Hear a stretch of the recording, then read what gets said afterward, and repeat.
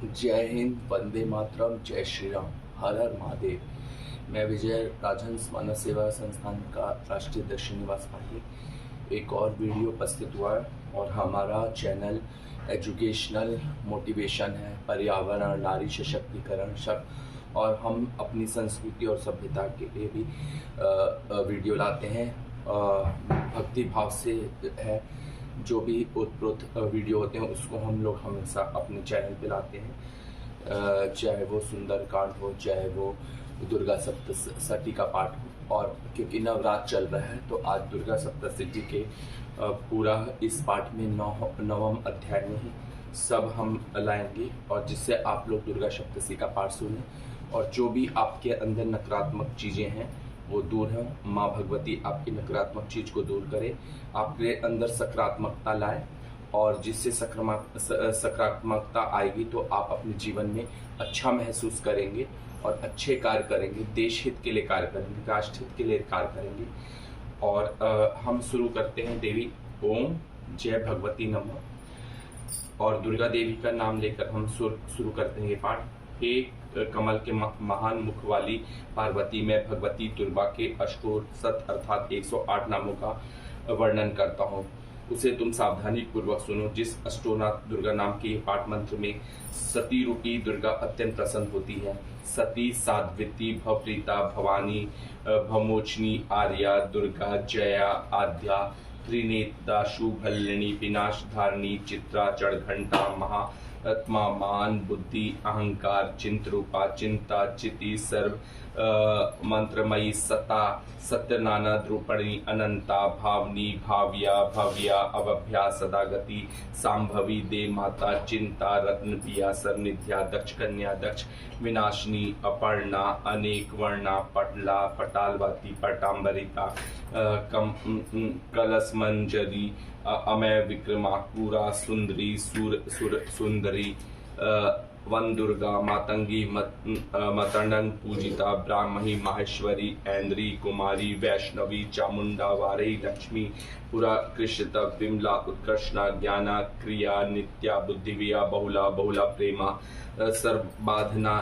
निशुंभ, शुंभ, हनी, महिषासुर, मधु, मध्य, कैतमंद्री, चंड मुंड विनाशिनी, सर्वार सुर विनाशा, सर्व दानव घातनी, सर्वशास्त्रमयी, सत्या, सर्वा शस्त्र धारणी, अनेक शस्त्रता, अमेघ शास्त्रधारणी, कुमारी, एक कन्या, कौशोरी, युवती, यति, अप्रोणा, प्रोणा, वृद्धमता, बलप्रदा, महोदरी, मुक्तकेशी, घोर रूपा, महाबला, अग्नि ज्वाला, रौद्रमुखी, कालरात्रि, तपस्वनी, नारायणी, भद्रकाली, विष्णु माया, जलोद्री, शिवदूती, कराली, अनंता, परमेश्वरी, कात्यायनी, सावित्री, प्रत्यक्ष तथा ब्रह्मावादिनी।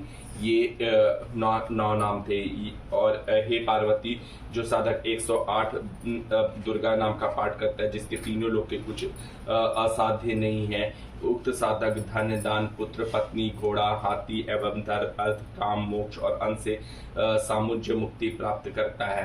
हे देवी, पहले कुमारी का पूजन तथा सूर्यवती भगवती देवी का पूजन करें। सो इस अष्टोत्तर शतनाम का पाठ करता है उसे सभी सिद्धियां अवश्य प्राप्त हो जाती है। उस साधक के लिए राजगण सेवक बन जाते तथा उक्त साधक राजश्रय को प्राप्त करता है। इष्ट, अष्टत्रय, शांत, सभी श्रेष्ठ इत्यादि देवताओं ने पाठ का समस्त सिद्धियां प्राप्त की है। सर्व शास्त्रज्ञ भगवान पुरारी शंकर, श्री गुरुचंद, अनंता, कुमकुम, सिंदूर, कपूर तथा सिंदूर, शहद, घी तथा से इस दुर्गा यंत्र को लेकर भुजा में धारण करते। उस यंत्र की शक्ति भिषा नक्षत्र, युद्र, चंद्र तथा लंगरवार, भौमव्रती अमावस्या के दिन इस रात्रि में लेकर जो इस स्त्रोत का पाठ करता है उसे समस्त संपत्तियां प्राप्त होती है।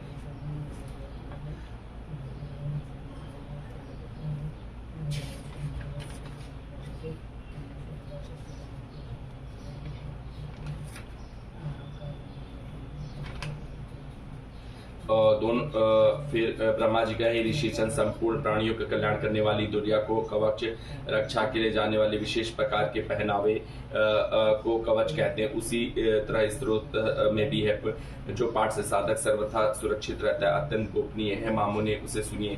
हे मुने, दुर्गा की 9 शक्तियां है। पहली शक्ति का नाम शैलपुत्री है, दूसरी शक्ति का नाम ब्रह्मचारिणी है, पर ब्रह्मा परमात्मा को साक्षात कराने वाली। तीसरी शक्ति चित्रघंटा जिसकी घंटा है। चौथी शक्ति कुष्मांडा, सारा संसार उसके उदर में निवास करता है। पांचवी शक्ति स्कंद माता है, कार्तिकी की जननी है। छठी शक्ति कात्यायनी है, ऋषि कात्यायन के अति प्रेम तेज से उत्पन्न होने वाली है। सातवीं शक्ति कालरात्रि है, समस्त सृष्टि का संहार करने वाली है। तथा आठवीं शक्ति महागौरी, शिव के महाकाली कहने पर क्रोध से जिन्होंने तपस्या का ब्रह्मदेव में गौर वर्णन का वरदान लेने वाली है। नवी शक्ति सिद्धात्री है, समस्त जगत को अर्णिमा, लघिमा, प्राप्ति, प्राकाम्य, महिमा, ईर्षित्व, वशित्व, कामा, व्यवसायिता उन 8 रूपों में सिद्धि देने वाली है। वह नव दुर्गा कही गई। ये शक्ति सर्व ब्रह्मादि वेद द्वारा की गई है। जो मनुष्य अग्नि से जल रहा हो, युद्ध भूमि से शत्रु से घिरा हो तथा अत्यंत कठिन विपत्ति में फंस गया हो, वह यदि भगवती दुर्गा के शरण को आश्रय ले ले तो उसका कभी युद्ध या संकट में कोई कुछ बिगाड़ नहीं सकता, उसे कभी कोई विपत्ति घेर नहीं सकती, न उसे सुख दुख और भय से प्राप्ति हो जाती है। जो लोग भक्ति पूर्वक भक्ति का स्मरण करते हैं तथा उनका अभ्युदय होता है। हे भगवती, जो लोग तुम्हारा स्मरण करते हैं निश्चय ही तुम उनकी रक्षा करती हो। प्रथम चामुंडा चंडमुंड का विनाश करने वाली देवी क्रोध के वाहन पर निवास करती है। वारही महर्षि के आसन पर रहती है। इंद्री का वाहन वारवत हाथी है। वैष्णवी का वाहन गरुण है। माहेश्वरी बैल के वाहन पर तथा कौमारी मोर के आसन पर विराजमान है। श्री विष्णु पत्नी भगवती लक्ष्मी के हाथों में कमल है तथा ये कमल के आसन पर निवास करती है। श्वेत पुण्य वाली ईश्वरी वृष बैल पर सवार है। भगवती ब्रह्माणी सरस्वती संपूर्ण आभूषण से युक्त तथा दिव्य हंसासन पर विराजमान रहती है। अनेक आभूषण तथा रत्नों से दैदीप्यमान उपयुक्त सभी देवियों सभी योग शक्तियों से युक्त है। अनेक इनके अतिरिक्त और भी देवियां हैं जो दैत्यों के विनाश के लिए तथा भक्तजनों की रक्षा के लिए क्रोधायुक्त होकर रथ पर सवार रहती तथा उनके हाथों में शंख, चक्र, गदा, शक्ति, हल, मूसल, खेटक, तोमर, परशु, फरसा, 5 शत्रुओं को बांधने वाला विशेष प्रकार का अस्त्र, भाला, त्रिशूल तथा उत्तम शरणांग, धनुष आदि अस्त्र शस्त्र विराजमान है। देवताओं की रक्षा करना ही एकमात्र उनके धारण कर का उद्देश्य है। महामाया का विनाश करने वाली महान बल, महाघोर पराक्रम तथा महान उत्साह से सुसंपन्न है महारुद्र की शक्ति तुम्हें नमस्कार है। हे शत्रु का भय बढ़ाने वाली देवी, तुम मेरी रक्षा करो। दुर्गश तेज के कारणों से तुम्हारी और देख भी नहीं सकता। ऐन्द्री शक्ति पूर्व दिशा से मेरी रक्षा करे तथा अग्नि देवताओं की आग्नेय शक्ति अग्निकोण से हमारी रक्षा करे। वारी शक्ति दक्षिण दिशा में, खड़ग धारिणी नेत्रकृत कोण से, वारुणी शक्ति पश्चिम दिशा से तथा मृग के ऊपर सवार रहने वाली शक्ति वाकोण से हमारी रक्षा करे। महान कार्तिकेय की शक्ति कुमारी उत्तर दिशा से शूल धारण करने वाली ईश्वरी शक्ति ईशान कोण से, ब्रह्माणी ऊपर तथा वैष्णवी शक्ति नीचे हमारी रक्षा करे। सभी सब के ऊपर विराजमान चामुंडा देवी 10 दिशाओं से हमारी रक्षा करे। आगे जया, पीछे विजया हमारी रक्षा करे। बाएं भाग में अजीता, दाहिने भाग में अपराजिता, शिखा में उद्योतनी तथा सिर में उमा नियम पूर्वक हमारी रक्षा करे। ललाट में मालाधारी, दोनों भ्रू में यशस्वनी, भ्रू के मध्य से त्रिनेत्री तथा नासिका से यम घंटा हमारी रक्षा करे। दोनों नेत्रों के बीच में शांखनी, दोनों कान के मध्य में द्वार विनाशनी,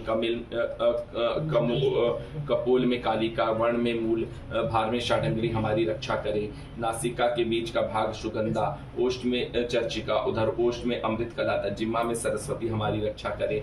कुमारी दांतों की चंडिका, कंठ प्रदेश की चित्रघंटा, गले की ततिमाया तालु की रक्षा करे। कामाक्षी टोड़ी की, सर्वमंगला वाणी की, भद्रकाली ग्रीवा की तथा धनुष को धारण करने वाली ऋण प्रदेश की रक्षा करे। कंठ के बाहर नीलग्रीवा में और कंठ की नाली में नलकुंभरी, दोनों कंधों की खड्गनी तथा व्रज को धारण करने वाली दोनों बाहों की रक्षा करे। दोनों हाथों में दंड की धारण करने वाली दंडनी तथा अंबिका उंगलियों से हमारी रक्षा करे। शैलेश्वरी नखों की तथा कुलेश्वरी कुश प्रदेश से स्थित होकर हमारी रक्षा करे। महादेवी दोनों स्तन की शोक से नारा करने वाली शोकनासी मन की रक्षा करे। ललिता देवी हृदय में तथा त्रिशूल धारणी उदर प्रदेश में स्थित होकर हमारी रक्षा करें। नाभि में कामनी तथा गुहा भाग में गुडेश्वरी हमारी रक्षा करे। कामिका तथा पूतना लिंग की तथा महिषा वाहिनी गुदा में हमारी रक्षा करे। भगवती कटि प्रदेश तथा विंध्यवासिनी घुटनों की रक्षा करे। संपूर्ण कामनाओं को प्रदान करने वाले महाबला जन की रक्षा करे। नरसिंगी दोनों पैर की पंक्तियों की तेजस्वी दोनों पैरों के पिछले भाग की, श्रीदेवी पैर के अंगुलियों की और तालवासिनी पैर के निचले भाग तलों की रक्षा करे। दृष्टकाली अपनी दाढ़ी के कारण भयंकर दिखाई देने वाली, नखों की ऊर्ध्वकेशिनी देवी, केशों की कौबरी कुबेर की शक्ति, रोमवली के छिद्रों से तथा वागीश्वरी त्वचा शरीर के ऊपरी भाग की चमड़ा से हमारी रक्षा करे। पार्वती देवी रक्त, मंजा, वंसा, मांस, हड्डी और मेदे की रक्षा करे। कालरात्रि आंतों की तथा मुक्तेश्वरी पित्त की रक्षा करे। पद्मावती मूलाधार में स्थित सहस्त्र कमल में, चूड़ामणि कफ में, ज्वाला माखी नाशिश में उत्पन्न तेजस की तथा अमेज्ञा किसी शस्त्र से भेदन न सभी संधियों जोड़ों से हमारी रक्षा करे। ब्रह्माणी चक्र की छत्रेश्वरी छाया की धर्म की धारण करने वाली तथा अहंकार मन और बुद्धि की रक्षा करे। ब्रजहस्ता चंद्र को धारण करने वाली, प्राण अपमान व्यान उदान तथा समान वायु की कल्याण से सुभसिद्ध होने वाली, कल्याण शोभना हमारे भागों की रक्षा करे। रस रूप गंध शब्द तथा सब विशेषों को अनुभव करते समय योगिनी तथा हमारे तत्व रज तपोगुणों की नारायणी देवी करे। वारही आयु की, वैष्णवी धर्म की, चक्रणी चक्र को धारण करने वाली, यश कीर्ति लक्ष्मी धन और विद्याओं की रक्षा करे। हे इंद्राणी तो मेरे कुल की तथा है चांडी के तुम हमारे शत्रु की रक्षा करे। महालक्ष्मी पुत्रों की तथा भैरवी देवी हमारे स्त्री की रक्षा करे। सुरक्षा प्रशस्त मार्ग पर चलने वाले, हमारी पथ की क्षमा करे, कल्याण करने वाले की मार्ग की रक्षा करे। राजद्वार की में महालक्ष्मी तथा सब और व्याप्त करने वाले विजया भयों से हमारी रक्षा करे। हे देवी इस कवच से जिस स्थान की रक्षा नहीं कही गई है, ऐसे रक्षित स्थान से तुम्हारी शक्ति पाप को नाश करने वाली जयंती देवी हमारी रक्षा करे। यदि मनुष्य अपना कल्याण चाहे तो वह कवच के पाठ के बिना एक पग भी कहीं यात्रा ना करे, क्योंकि कवच का पाठ करने वाला मनुष्य जिस दिन स्थान पर जाता है उसे वहां धन का लाभ और संपूर्ण कामना तथा विद्या की प्राप्ति होती है। वह पुरुष जिस प्रकार अमीष्ट वस्तु को पाना चाहता है वह वस्तु उसे निश्चय ही प्राप्त होती है। कवच का पाठ करने वाले इस पृथ्वी का अतुल ऐश्वर्य प्राप्त करता है। वह किसी से नहीं डरता और युद्ध में उसे कोई भी हरा नहीं सकता और तीनों लोग में उसकी पूजा होती है। यह देवी की कवच देवताओं के लिए भी दुर्लभ है। जो लोग 3 सध्यनों में श्रद्धा पूर्वक इस कवच का पाठ कर उन्हें देवती कला की प्राप्ति होती है। तीनों लोग में कोई जीत नहीं सकता। उस पुरुष को अकाल मृत्यु नहीं होती और 100 से भी अधिक वर्षों तक जीवित रहता है। यह कवच का पाठ करने से लूता, सिर से होने वाला खाज का रोग, मकरी, विस्फोटक, चेचक आदि सभी रोग नष्ट हो जाते हैं। स्थावर विष्णु, कनेरे, भांग, अमीश में रहने वाला जंगल विष, सांप, बिच्छू आदि से उत्पन्न कृत्रिम विष, अफीम, तेल आदि के संयोग से उत्पन्न ये सभी प्रकार के विष नष्ट हो जाते हैं। मारण, मोहन तथा उच्चाटन आदि सभी प्रकार के किए गए अभिचार, मंत्र तथा यंत्र, पृथ्वी का आकाश में विचरण करने वाले ग्राम देवता आदि, ज्वार से उत्पन्न होने वाले उपदेश भी सिद्ध होने वाले क्षुद्र देवता आदि कवच के पाठ करने वाले मनुष्यों को देखते ही वे नष्ट हो जाते हैं। जन के साथ उत्पन्न होने वाले ग्राम देवता, कुलग्राम से उत्पन्न होने वाले कुल देवता, कंठमाला, डाकनी, शाकनी, अंतरिक्ष में विचरण करने वाले अत्यंत भयानक बलवान डाकनिया, ग्रह, भूत, पिशाच, गंधर्व, राक्षस आदि कवच का पाठ करने वाले पुरुष को देखते हुए नष्ट हो जाते हैं। ब्रह्म, राक्षस, बेताल, कुष्मांड तथा भयानक भैरव आदि सभी अनिष्ट करने वाले जीव विशेष कवच का पाठ करने वाले पुरुष को देखते हुए नष्ट हो जाते हैं।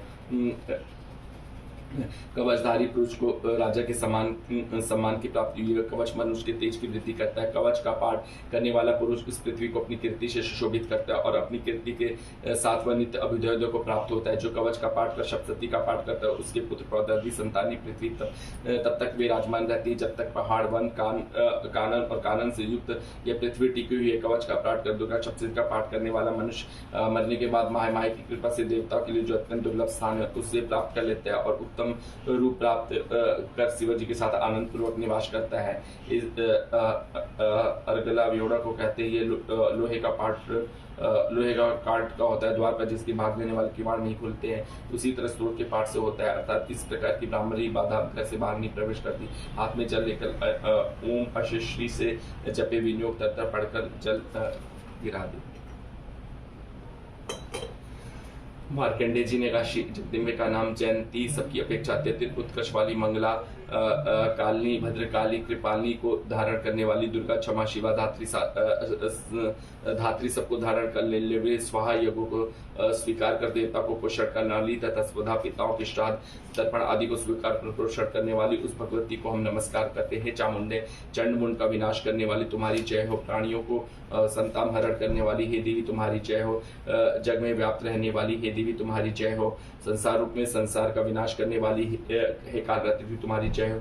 मधु और कैटअप का विद्राण करने वाली एवं ब्रह्मदेव को वरदान देने वाली हे देवी तुम्हारी जय हो। हे भगवती तुम मुझे रूप दो, जय दो, यश दो और तुम्हारी शत्रुओं का विनाश हो।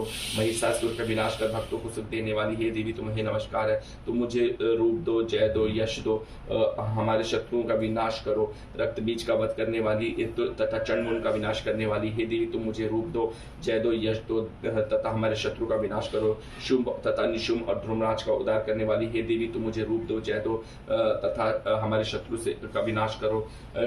वंदनी चरणों वाली संपूर्ण सौभाग्य को प्रदान करने वाली हे देवी तुम मुझे रूप दो, यश दो तथा मेरे शत्रु का विनाश करो। अचिंत रूप अचिंत्य चरित वाली संपूर्ण शत्रु का विनाश करने वाली हे देवी मुझे रूप दो, जय दो, यश दो और शत्रु का विनाश कर दो। हे पापों का नाश करने वाली चंडी के देवी, जो लोग भक्ति पर तुम्हें नमस्कार करते तुम्हें रूप दो, जय दो, यश दो, जिनके शत्रुओं का विनाश करो, व्याधियों का विनाश करो। हे चंडी के देवी, जो लोग भक्ति पर तुम्हारी स्तुति करते तुम रूप दो, जय दो, यश दो, उसके शत्रु का विनाश करो। हे चंडी के जो लोग भक्ति पूर्वक तुम्हारी पूजा करते तुम्हें उन्हें रूप दो, जय दो, यश दो और उनके शत्रु का विनाश कर दो। हे भगवती तुम मुझे सौभाग्य तथा आयुर्योग दो, मुझे अत्यंत सुख प्रदान करो और मुझे रूप दो, जय दो, यश दो तथा हमारे शत्रु का विनाश करो। हे देवी तुम मेरे शत्रु का नाश करो, मुझे बल दो, तुम मुझे रूप दो, जय दो, यश दो तथा मेरे शत्रु का संहार करो। हे देवी तुम मेरा कल्याण करो तथा विपुल संपत्ति दो, मुझे रूप दो, जय दो, यश दो, तुम्हारे हमें शत्रु का विनाश करो। हे भगवती देवताओं तथा सुरों के सिरों को नमस्कार से तुम्हारे चरण घिसते रहते हैं। अतः हे अंबिके तुम मुझे रूप दो, जय दो, यश दो, हमारे शत्रु का विनाश करो। हे भगवती वृद्धो अपने भक्तों से विद्वान यशस्वी तथा लक्ष्मीवान बनाओ, मुझे रूप दो, जय दो, यश दो, तुम्हारी शत्रु का विनाश करो। बड़े बड़े उद्दतियों का घमंड को चूर करने वाले हे चंडिके मुझे शरणागत का तुम मुझे रूप दो, जय दो, यश दो, तुम हमारे शत्रु का विनाश करो। चार भुजा वाली ब्रह्मदा से स्तुति की जाने वाली हे परमेश्वर तुम मुझे रूप दो, जय दो, यश दो तथा हमारे शत्रु का विनाश करो। हे भगवती भगवान विष्णु नित्य निरंतर तुम्हारी स्तुति करते रहते, तो मुझे रूप दो, जय दो, यश दो तथा हमारे शत्रु का विनाश करो।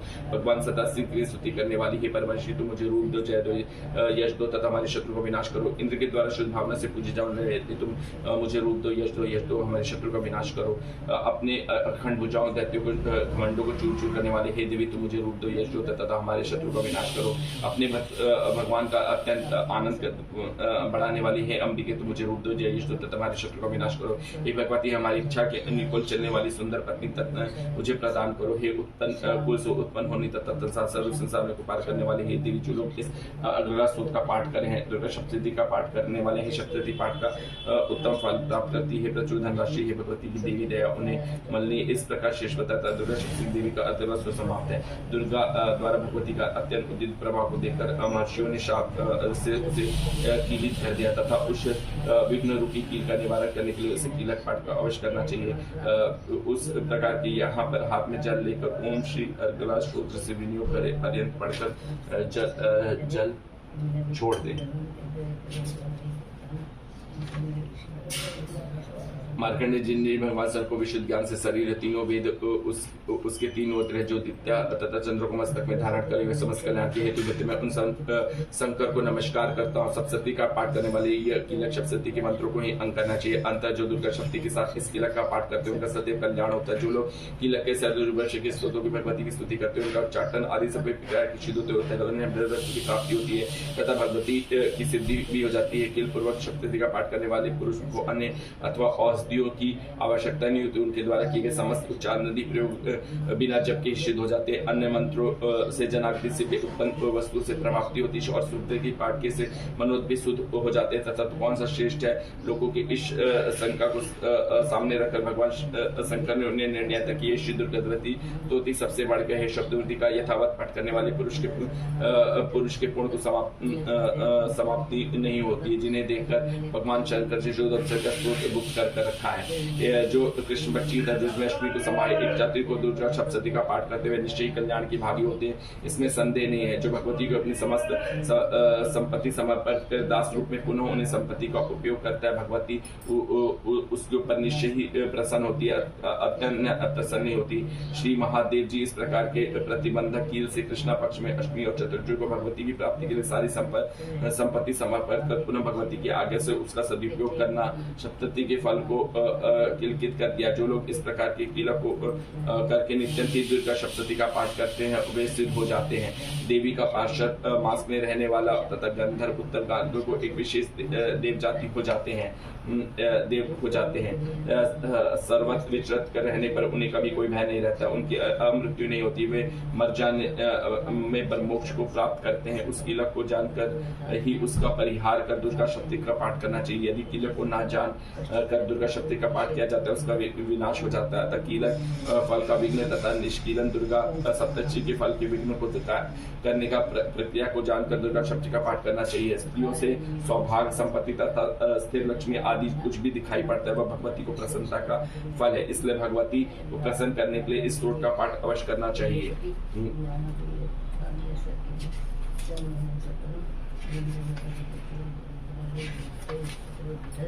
ओम भगवते देवे नमः, ओम भगवते देवी नमः, ओम भगवते देवी नमः, ओम भगवते देवी नमः, ओम भगवते देवी नमः, ओम भगवते देवी नमः, ओम भगवते देवी नमः, ओम भगवते देवी।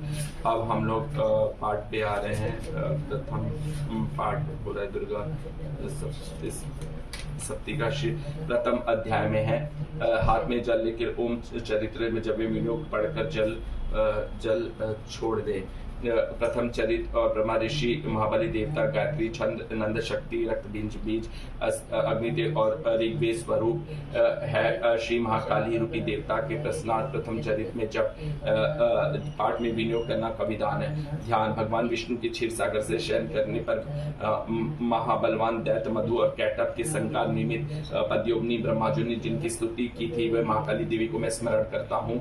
मैं अपने 10 भुजाओं में क्रमशः खड्ग शंख गदा धनुष परिष्वेक कर चला जाने वाला एक प्राचीन अस्त्र सूर्य प्रचंडी मस्तक और शंख धारण करती वह तीनों नेत्रों से युक्त सुप्त उनके संपूर्ण अंगों में दिव्य आभूषण सभी जीवों में होने वाले हैं। नीलमणि के सदृश उनके शरीर की आभा है एवं 10 मुखी तथा 10 पदों वाली है। सूर्य के पुत्र संगीत जिनकी गणना अष्टभुजाओं में की गई है वह उत्पन्न होने में कथा का असभी विस्तार वर्णन करते हैं। ये सूर्य पुत्र महाभागसार में भगवती महामाया की कृपा से वैसे मंत्र में स्वामी हुए हैं। मैं वही घटित करता हूँ। प्राचीन काल में स्वजोजी नामक स्वस्तन में सूरत नामक एक बहुत ही प्रतापी राजा हुए थे। उनकी उत्पत्ति चैत्र वंश में हुई थी। सारी पृथ्वी पर उनका एक छत्र राज था। वे प्रजाओं के ऊपर संतान के समान पलायन पोषण करते हैं। उत्तरी ऊपर कुलवंदसी नामक क्षत्रिय उसके शत्रु पर बैठे हैं। राजा सूरत दंडवती का अत्यंत कड़ाई से पालन करते हैं। राजाओं के विपक्षी के साथ युद्ध हुआ है। सभी कुलवंशी लोग अल्पसंख्यक वर्ग से हैं और उनके लोगों से सूरत विजय से है। राजा शत्रु से पराजित होकर अपनी लगन से लौट आए हैं और तथा देश तथा उनके सीमित हो गए हैं। पालने से अधिकृत की गई भूमि उन्हें छोड़नी पड़ी, किंतु नित्य पर भी तंत्रासियों उनका पीछा नहीं छोड़ा है और राजा सूरत पर पुनः आक्रमण कर दिया है। राजा के बल पौरुष का हाश हो चुका है, इसलिए ऐसे सुयोग से मंत्रियों को हाथ में जाने देना उचित नहीं समझा और उन दुरात्मा मंत्रियों और राज की सेना वाहन कुशगार आदि पर अपना पूर्ण आधिपत्य जमा लिया है। राजा का स्वामी छिन गया था, इसलिए नाग घोड़े पर सवार होकर अकेले ही आखेट के बहाने बने वन के भीतर चले गए हैं। उस वन में पहुंचकर राजा सूरत के विष्णु से श्रेष्ठ होकर मनु का आश्रम दिखाई पड़ा है। उसके आश्रम से अनेक मांस भक्षी हिंसक पशु अपनी हिंसावृत्ति को छोड़कर अत्यंत शांत भाव से विराजत करते हैं। मनुष्य के शिष्मणों से उन्हें आश्रम और वन को सौंदर्य खिल उठता है। आश्रम में राजा के उपस्थित होने पर मुनि का सत्कार किया। राजा कक्ष देने तो मनु के आश्रम में उनमें रहकर विहार करते मोह माया से ग्रस्त होकर वह राजाओं के अपने मन से उसे प्रकार से चिंतन करने लगता है। जो नगर पूर्व काल में पूर्वजों पूर्वजों द्वारा शासित और पालित था, आज वही नगर मुझसे हीन होकर अवहीन हो गया है और उन कर्मचारी तथा धन प्रदाता के साथ रक्षा करते हैं। वह स्त्री मेरा हाथी जो सदा अपने शरीर से मद माया करता है और वीरता ना जाने किस अवस्था में होगा। जो लोग मुझे मेरी कृपा दृष्टि धन और भोजन के लिए लालायित रहकर मेरा अनुमान करते ये तीनों उन निश्चय उन राजाओं के आश्रित होंगे। मेरे धन और उन धनों के द्वारा दुरुपयोग किए जाने वाले ये सब कुछ निश्चय ही नित्य से हो चुका है। इस प्रकार की अनेक चिंताएं राजा के मन में उथल पुथल मचा रही है। एक दिन मेघा मुनि के आश्रम में निकट एक वैश्य को देखकर राजा उसके पूछ बैठे, तुम कौन हो? तुम स्थान में तुम्हारे आने का क्या भय है? तुम तो बहुत ही शोकाकुल और अनन्यात्मक में लग रहे हो। राजा के इस प्रेम पूर्वक प्रश्न को सुनकर वैश्य राजा को नमस्कार उनके विनिस्वर में बोला, हे राजन, मैं धनिक वर्गों में उत्पन्न एक वैश्य, मेरा नाम समाधि है। मेरे दुष्ट स्त्री पुरुषों में धन के लोभ से वशीभूत होकर मुझे घर से निष्कासित कर दिया। उस समय मैं स्त्री पुत्र और धन से रहित रहा हूँ। मेरे स्वजनों में मैंने धन का अपहरण कर मुझे अधिकार से नियुक्त कर दिया, इसलिए मैं स्त्री चित्त में वन में आ गया हूँ। इस प्रकार मैं नहीं समझ पाता मेरे कुटुंबियों का क्या दशा। जो लोग मेरे घर में कुशल या नहीं है, मुझे उनके संबंध में उपयोग नहीं ज्ञान है। मैं विचार कर रहा हूँ वे मेरे पुत्र कैसे में सदाचारी है या दुराचारी। जिन स्वजनों ने धन के लोभ में पढ़कर तुम्हारे घर से बाहर निकाल दिया था, उन स्वार्थी बंधुओं को प्राप्ति तुम्हें इतनी ममता इसलिए है। आपका मेरे संबंध में इस प्रकार पूछना उचित है। मैं क्या करूं? मेरा मन कुटुंबियों के प्रति निर्दय व्यवहार का नहीं हो पा रहा है। जिन लोगों ने धन की आकांक्षा से आदर प्रेम और आत्मीयता की भावना का परित्याग कर मुझे दशा में पहुंचाया, उन्हीं लोगों के प्रति मेरे मन में अगाध स्नेह और ममता का भाव यह है। महानुभाव ये सब जानकर भी बंधु बांधव के प्रति मेरे मन में जो प्रेम का समुद्र हिलो रहा है, ये क्या है? ये जानने का प्रयत्न करने पर इस बात के रहस्य को मैं नहीं समझ पा रहा हूँ। इन लोगों के विनियोग से मैं उसी में जिनके फलस्वरूप मेरा हृदय अत्यंत व्यवस्थित होता है। जिन लोगों ने मेरे प्रति प्रेम का नितांत प्रभाव है, तो मेरे मन उसके लिए तड़प रहा है। इसलिए मैं क्या करूं? हे ब्राह्मण, तत्पश्चात राजा सुम्रत और समाधि नामक वैश्य एक साथ ही मेघा मुनि को सेवा में उपस्थित हुए और उनके प्रति उचित सम्मान दिखाकर वहीं बैठ गए तथा वैश्य और राजा ने परस्पर कुछ वार्ता प्रणाम किया। हे भगवान, आपसे एक निवेदन करना चाहता हूँ, आप उसे कृपा करें, मुझे बताइए। मेरा मन वश में न रहने के कारण बहुत ही क्लेशित है।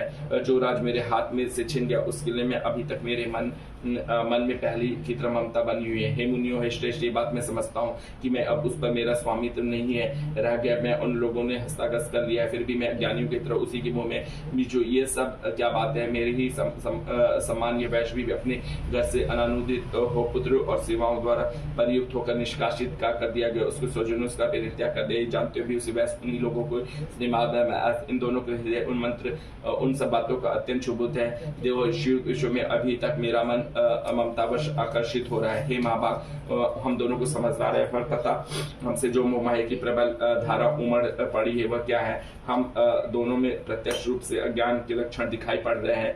हे महामाया, विषय मार्ग का ज्ञान सभी प्राणियों को विद्यमान होता है। इसी प्रकार विषय में मेरे सभी जीवों के छिन्न भिन्न होते हैं। कुछ प्राणियों को दिन में दिखाई नहीं दे पड़ता, ठीक उसके विपरीत कुछ जीव रात्रि में भी यही देख पाए। इसके अतिरिक्त कुछ जीव ऐसे होते हैं जो समान रूप से दिन और रात्रि में देख सकते हैं। ये बात सत्य है कि सभी प्राणियों और मनुष्य अधिक समझदार होते हैं, किंतु केवल वही उस प्रकार समझदार नहीं होते।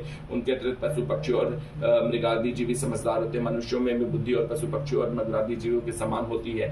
जिसे मनुष्य को समझ होती है, वैसे उन्हें मृगादि जीवों को भी होती है। साथ ही साथ अन्य बातें भी प्राप्त उन दोनों के समान रूप से पाई जाती है। ये पक्षियों को ही देखो, समझदार होते हुए भी स्वयं क्षुधातुर होकर अपने बच्चों को चोंच में स्नेहवश अस्त्र में कर्ण डाल देते हैं। हे राजन, क्या तुम नहीं जानते? हे मनुष्य, समझदार होते हुए भी लोभवश अपने उपकार के उपकृत होने के निमित्त पुत्रों की इच्छा रखते हैं। यद्यपि उनमें समझदारी का भाव होता है। किसी भी संसार में स्थिति जन्म मृत्यु की परंपरा को बनाए रखना, महामाया भगवती के प्रभाव द्वारा मोरूपी भंवर में डाल दिए जाने और उसी में जीव उसके उबलते रहते हैं, उसमें प्रत्यक्ष कोई बात नहीं होती। जब पिता विष्णु भगवान की योगेंद्रिया महामाया में ये सारी सृष्टि मृष्टि हो जाती है। हे माया, ज्ञानियों के चित्त को भी बलात् आकर्षित करके मोह सागर में डाल देते। यह समस्त सृष्टि की जगद्धात्री है तथा जब से वह प्रसन्न होती है, उन मनुष्यों को दारिद्र्य से मुक्ति लोभ को वरदान करते हैं। पर यह विद्या की दो प्रकार की है, परा और अपरा, संसार बंधन और मोह माया। उपकर व सनातनी देवी समस्त ईश्वर की अभिशापी है। भगवान जी ने आप महामाया होकर संबोधित कर वे देवी कौन सी है, हे ब्राह्मण, उनका बाहुर्भाव किस या दुर्भाव किस प्रकार हुआ था, उनके चरित्र कौन से हैं। ब्रह्माविदों में श्रेष्ठ मुनि उन देवी को उपरोक्त कथाएं हैं आपके श्रमुख में स्मरण करना चाहता हूँ।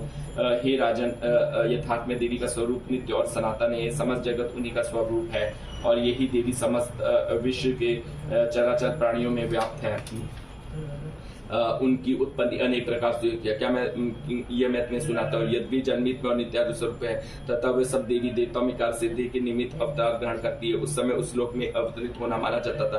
कालपांत में जब समस्त विश्व महासमुद्र में विलीन हो रहते हैं, सब जीवों के पालन करता भगवान विष्णु शेषैया पर योग निद्रा में अभूत हो रहे थे। उस समय उनके कानों के मैल से दो भयंकर दानों की उत्पन्न हुई।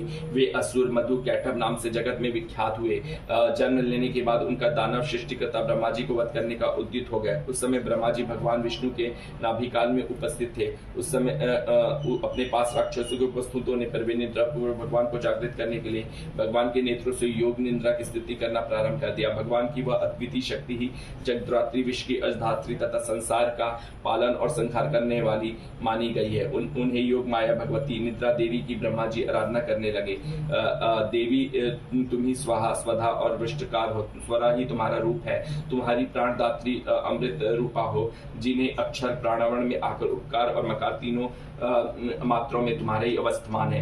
इन तीन मात्राओं में भीम जो बिंदु रूपा नित्यंत अर्धमात्रा है, उनका उच्चारण विशेष रूप से नहीं हो पाता है, वह तुम ही हो। हे देवी, तुम्हारी संध्या सावित्री तथा परम जननी स्वरूपा, तुम्हारी इस संपूर्ण ब्रह्मांड को धारण किए हो। तुम्हारे ही द्वारा विश्व को उत्पत्ति होती है। तुम्हारी पालन करती और अंत में सभी जीवों पर संहार करती हो। जगत की उत्पत्ति में तुम सृष्टि रूपा, पालन कालन में स्थिति स्वरूपणी तथा कालपांत में संहार स्वरूपा हो। तुम्हारी महाविद्या, महामाया, महामेधा, महास्मृति, स्वरूपा, महादेवी और महासुंदरी हो। तुम ही तीनों गुणों रज, सत्व, रज और तम की उत्पन्न कारणी हो।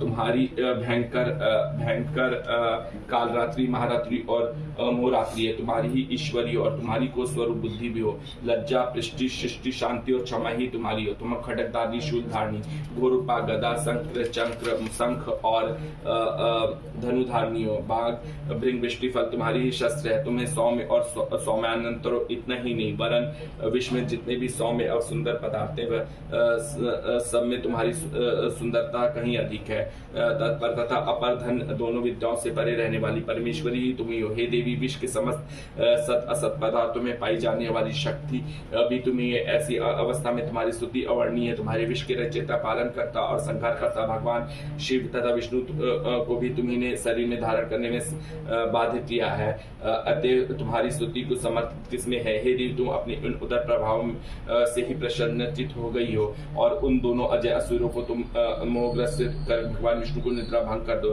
तुम्हारे साथ ही भगवान के भीतर उन मधु और कैटम नाम के महा असुरों के संहार की बुद्धि का उत्पन्न करे।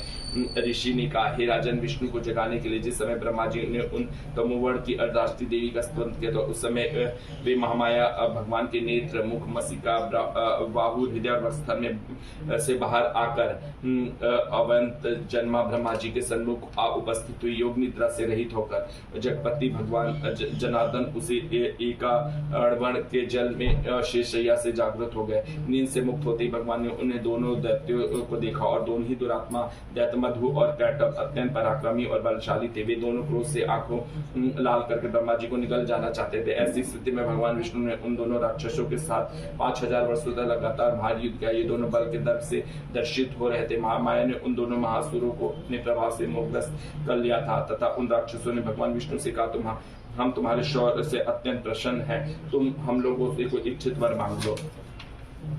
उनकी बात सुनकर भगवान ने कहा, यदि तुम दोनों मुझसे प्रसन्न हो तो तुम्हारी मृत्यु मेरे हाथ से हो। तुम मुझसे यही वर चाहिए, तुम्हारे सिवा मुझे अन्य किसी प्रकार के वरदान की आवश्यकता नहीं। ऋषि कहने लगे, जब उन राक्षसों ने संपूर्ण पृथ्वी का ग्रामावश जगमग्न समझा तब भगवान ने कहा, मेरा वध किसी शुष्क स्थल, सुखी स्थान अर्थात जिस स्थान पर पृथ्वी जल में न डूबी हो में करो।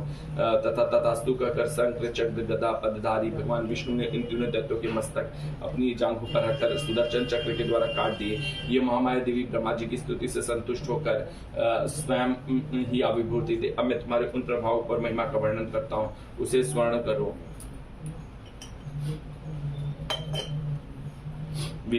हाथ में जल लेकर ओम मध्य चरित्र से प्रारंभ होकर मध्य चरित्र जब विनियोग बर्तक विनियोग वाक्य पुड़कर भूमि जल पर विनियोग। ये प्रथम चरित्र के भगवान विष्णु, महालक्ष्मी देवता, वृश्चिक छंद, शाकंभरी देवी, दुर्गा, बीज, वायुस्तत्व और ऋग्वेद स्वरूप माना जाता है। श्री महालक्ष्मी को प्रसन्नता से निर्मित होकर मध्यम चरित्र के पाठ को उनका विनियोग अर्थात हे कमलांबर आसीन मंत्रवदना महासुरमर्दनी भगवती श्री महालक्ष्मी का ध्यान करो। अब जिनके हाथ में रुद्राक्ष की माला, फरसा, गदा, बाण, ब्रज, गदा, मनुष्य, कुटिंगा, दंड, शक्ति, खडंग, डाल, शंख, घंटा, सूरापात्र, शूल, पाश और शंख चित्रोपित है। प्राचीन काल में देवता और दानवों से 100 वर्ष तक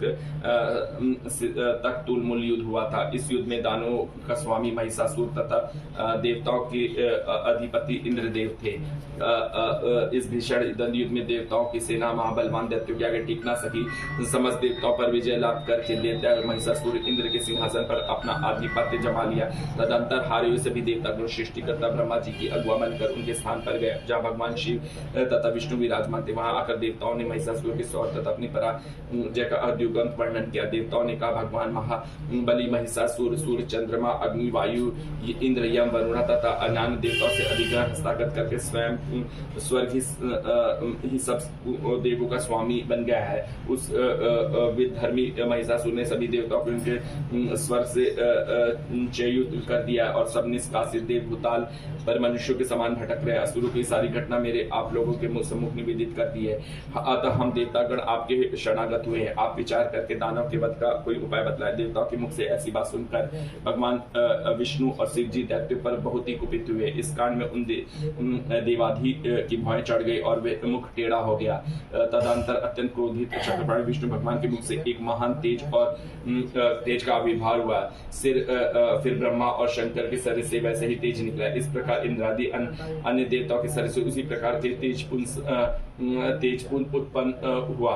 निकलने के बाद वे सभी तेजपुंज परस्पर मिलकर एक हो गए। वह महान तेजपुंज ज्वलंत पर्वत के उद्गण जान पड़ने वाला देवताओं को देखा कि उसकी ज्वालाएं समस्त दिगंतों से व्याप्त हो रही है। समस्त देवों के सर से प्राप्त वो तेजपुंज अतुलनीय था। ये उस तेजपुंज के एक साथ नीलित होने से वह नारी के रूप में परिवर्तित हो गया और अपने प्रकार से प्रकाशित होकर त्रिलोक में छा गया। भगवान शिव के शरीर से निकलते हुए उस तेज के द्वारा महामाया देवी का मुख प्रकट हुआ। यमराज के तेज से देवी के सिर पर केश निकले और विष्णु भगवान के तेज से उसकी भुजाएं का निर्माण हुआ। चंद्रमा के तेज से स्तनदय, इंद्र के तेज से कटी भाग, वरुण के तेज से जांघ तथा पैरों की पेडंगली और पृथ्वी के तेज से नीलम की उत्पत्ति। ब्रह्मा के तेज से दोनों पैर और सूर्य के तेज से उंगलियां उत्पन्न हुई।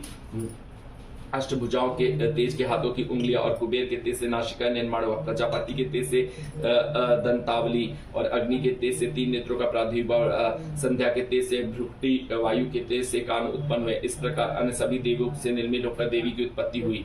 संपूर्ण देवों के मिलित तेज से प्रादुर्भूत उस देवी की मूर्ति को देखकर महिषासुर द्वारा समस्त देवता अत्यंत प्रमोदित हुए। पिनाकी शंकर भगवान ने अपने प्रमुख अस्त्र शूल से एक शूल उन्हें दिया। फिर भगवान विष्णु ने अपने चक्र से दूसरे नए चक्र का निर्माण कर देवी को प्रदान किया। वरुण देव ने शंख, अग्निदेव ने शक्ति, वायु ने धनुष तथा बाण से शोभित 2 तरकस देवी को अर्पित किए। शस्त्रोचन देवराज इंद्र ने अपने वज्र से निर्मित एक ब्रज तथा ऐरावत हाथी से उतार कर एक घंटा का अर्पण किया। यमराज ने कालदंड तथा प्रारदुभि दंड, वरुण ने याश, प्रजापति ने स्फटिकाक्ष की माला और शिष्कर ब्रह्मा ने अर्णव कमंडलू अर्पित किया। देवी के समस्त रोम कणों से सूर्य ने अपनी रश्मियों से तेज भर दिया। काल ने उन्हें अपनी चमचमाती हुई तलवार और ढाल दे डाला। क्षीरसागर से उज्जवल हार, सभी जड़ों से उत्पन्न 2 दिवस्त्र दिव्य, चूड़ामणि, 2 कमंडल, काढ़े, अर्धचंद्र, भूषाओं के लिए केशूर, ब्राह्मणों से धारण करने का एक प्राचीन आभूषण राजूबंद प्रदान किया।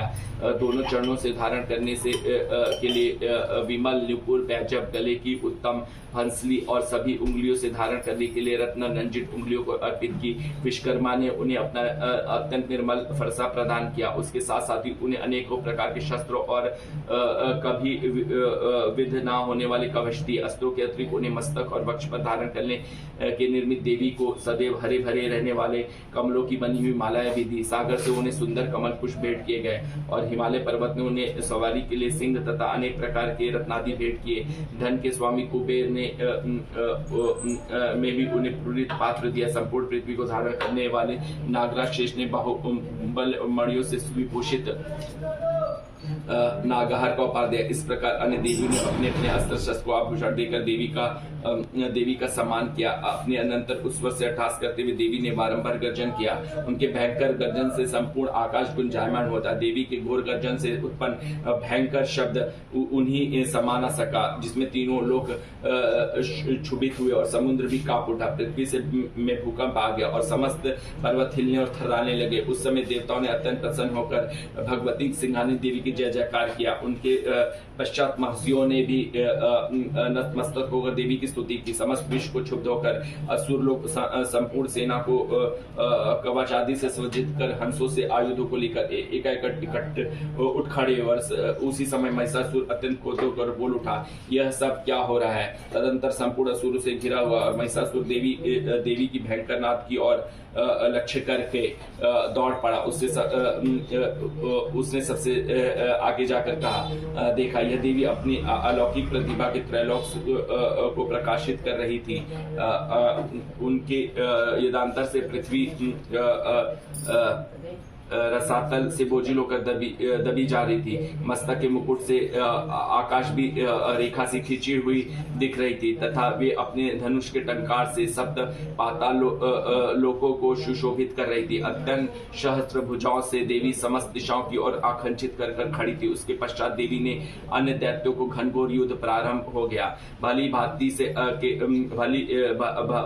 के शस्त्रों के विहार से सभी दिशाएं प्रकाशित हो गई। महिषासुर का सेनापति चिचुर नामक महान असुर था। देवी के साथ उस महाबली दानव का संग्राम होने लगा। चामर नामक असुर दानवों की चतुर्गणी सेना को साथ लेकर युद्ध में भिड़ गया। 60,000 रथियों को अपने सामने साथ लेकर उदय महाबली दानव से भी युद्ध में पहुंचा। 1 करोड़ सेना लेकर महाहस्तु नामक असुर ने युद्ध में भाग लिया। असिलोमा नामक महादानव 500 रथियों के साथ युद्ध स्थल में आ पहुंचा। उसके शरीर में रोंगटे, तलवार की धार, 110 तीखे और पैने थे। उस रणभूमि में वाशकर नामक दैत्य अपने साथ 60 लाख सेना लेकर लड़ने लगा। परिवारित नामक असुर हाथी सवार, घुड़सवार आदि की टोलियों के साथ 1 करोड़ की विशाल सेना के साथ युद्ध भूमि में उतर आया। बिड़वाल नामक दैत्य 5 अरब रथियों के साथ लड़ने आया। इसके अतिरिक्त और भी शस्त्रों, महादैत्य, रथ, हाथी और घुड़सवार की सेना की संघाता से युद्ध करने आ गया। उस रणस्थल में कोटि कोटि सहस्त्र रथ, हाथी और घोड़ी की सेना से घिरा हुआ स्वयं महिषासुर उपस्थित था। वह अगणित दानव दैत्वी के तोमर, भिंदपाल, शक्ति, मुसल, खड़ग, परशु और प्रदेश नामक अस्त्र शस्त्र का पार करते युद्ध में लगे थे। कुछ एक दैत्यों ने मिलकर देवी पर शक्ति का प्रहार किया। कुछ एक ने अपने भाला भेजे। कुछ एक दैत्यों ने देवी के उद्देश्य से उस पर खड़ग का प्रहार किया। देवी ने क्रुद्ध होकर लीला स्वरूप अपने अस्त्र की भीषण वर्षा से उन दानों को निक्षेपित अस्त्र को सहज में ही काट दिया। उनके मुख कमल पर परिश्रम का क्रांति का लोष मात्र भी चिन्ह दिखाई नहीं दे रहा था। देवताओं और ऋषि उनका स्तुति गान कर रहे थे तथा तब महामाया परमेश्वरी उन दैत्यों पर अपने अस्त्रबद्धों की बौछार कर रही थी। देवी का वाहन सिंह भी क्रुद्ध होकर अपने अघालो गर्दन से केशों को हिलाता हुआ दैत्यों की सेना पे उस प्रकार भ्रमण करने लगा मानो किसी वन में अग्नि फैलाकर क्रमशः बढ़ रही हो। दैत्यों ने रणस्थल में युद्ध करते हुए दानों के साथ कितनी ही श्वास खड़े, वे सभी सैकड़ों हजारों गणों के रूप में परिणित हो गए। हाथ में परशु, मिंदिताल, खड़ग तथा पटिहास देकर उनके द्वारा दानव युद्ध करने में लाभ गवे। देवी की शक्ति से वर्णित गण लोग असुरों का संहार करते हैं नगाड़े, शंख आदि बजाने लगे। उस समस्त पड़ में जितने भी गण सदस्य आदि होकर बच थे, उस पश्चात देवी ने त्रिशूल, गदा, तलवार चलाकर तथा तथा शक्ति की वर्षा करके सैकड़ों असुरों का विनाश कर दिया। कितने ही राक्षसों और घंटों को भयंकर आवाज में अचेत होकर के अचेत करके वध कर दिया। अनेक दैत्यों को देवी ने अपने पाश में बांधकर भूमि पर घसीटा और कितने ही दानव उनकी पैरी तलवार के प्रहार से दो दो टुकड़े में विभक्त हो गए। कितने ही राक्षस उनकी गदा के आघात से आहत होकर धराशायी हो गए। कितने ही मूसल की चोट खाकर आहत अवस्था में मुख से खून उगलने लगा। शूल के प्रहार से वह स्थल कट जाने के कारण कितने ही दैत्य भूमि पर गिर गए। देवी की बाण वृष्टि से कितने ही दैत्यों पर तटी प्रदेश भंग हो गया।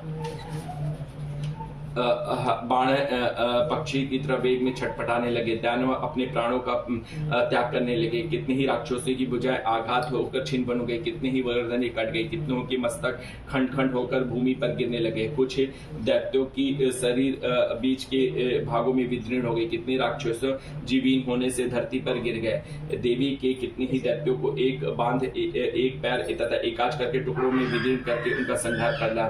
कितने ही शस्त्र को हाथों से लेकर युद्ध करने पर तत्पर हो जाते। कटे हुए कबंध युद्ध के बाजों के स्वर पर नाचने लगते थे। कटे हुए कितने ही घड़ हाथों में खड्ग शक्ति तथा रिष्टि नामक हथियार लेते दौड़ते थे और कितनी ही अन्य दैत्य ठाके ठहरो कहकर देवी का युद्ध के लिए प्रेरित करते थे।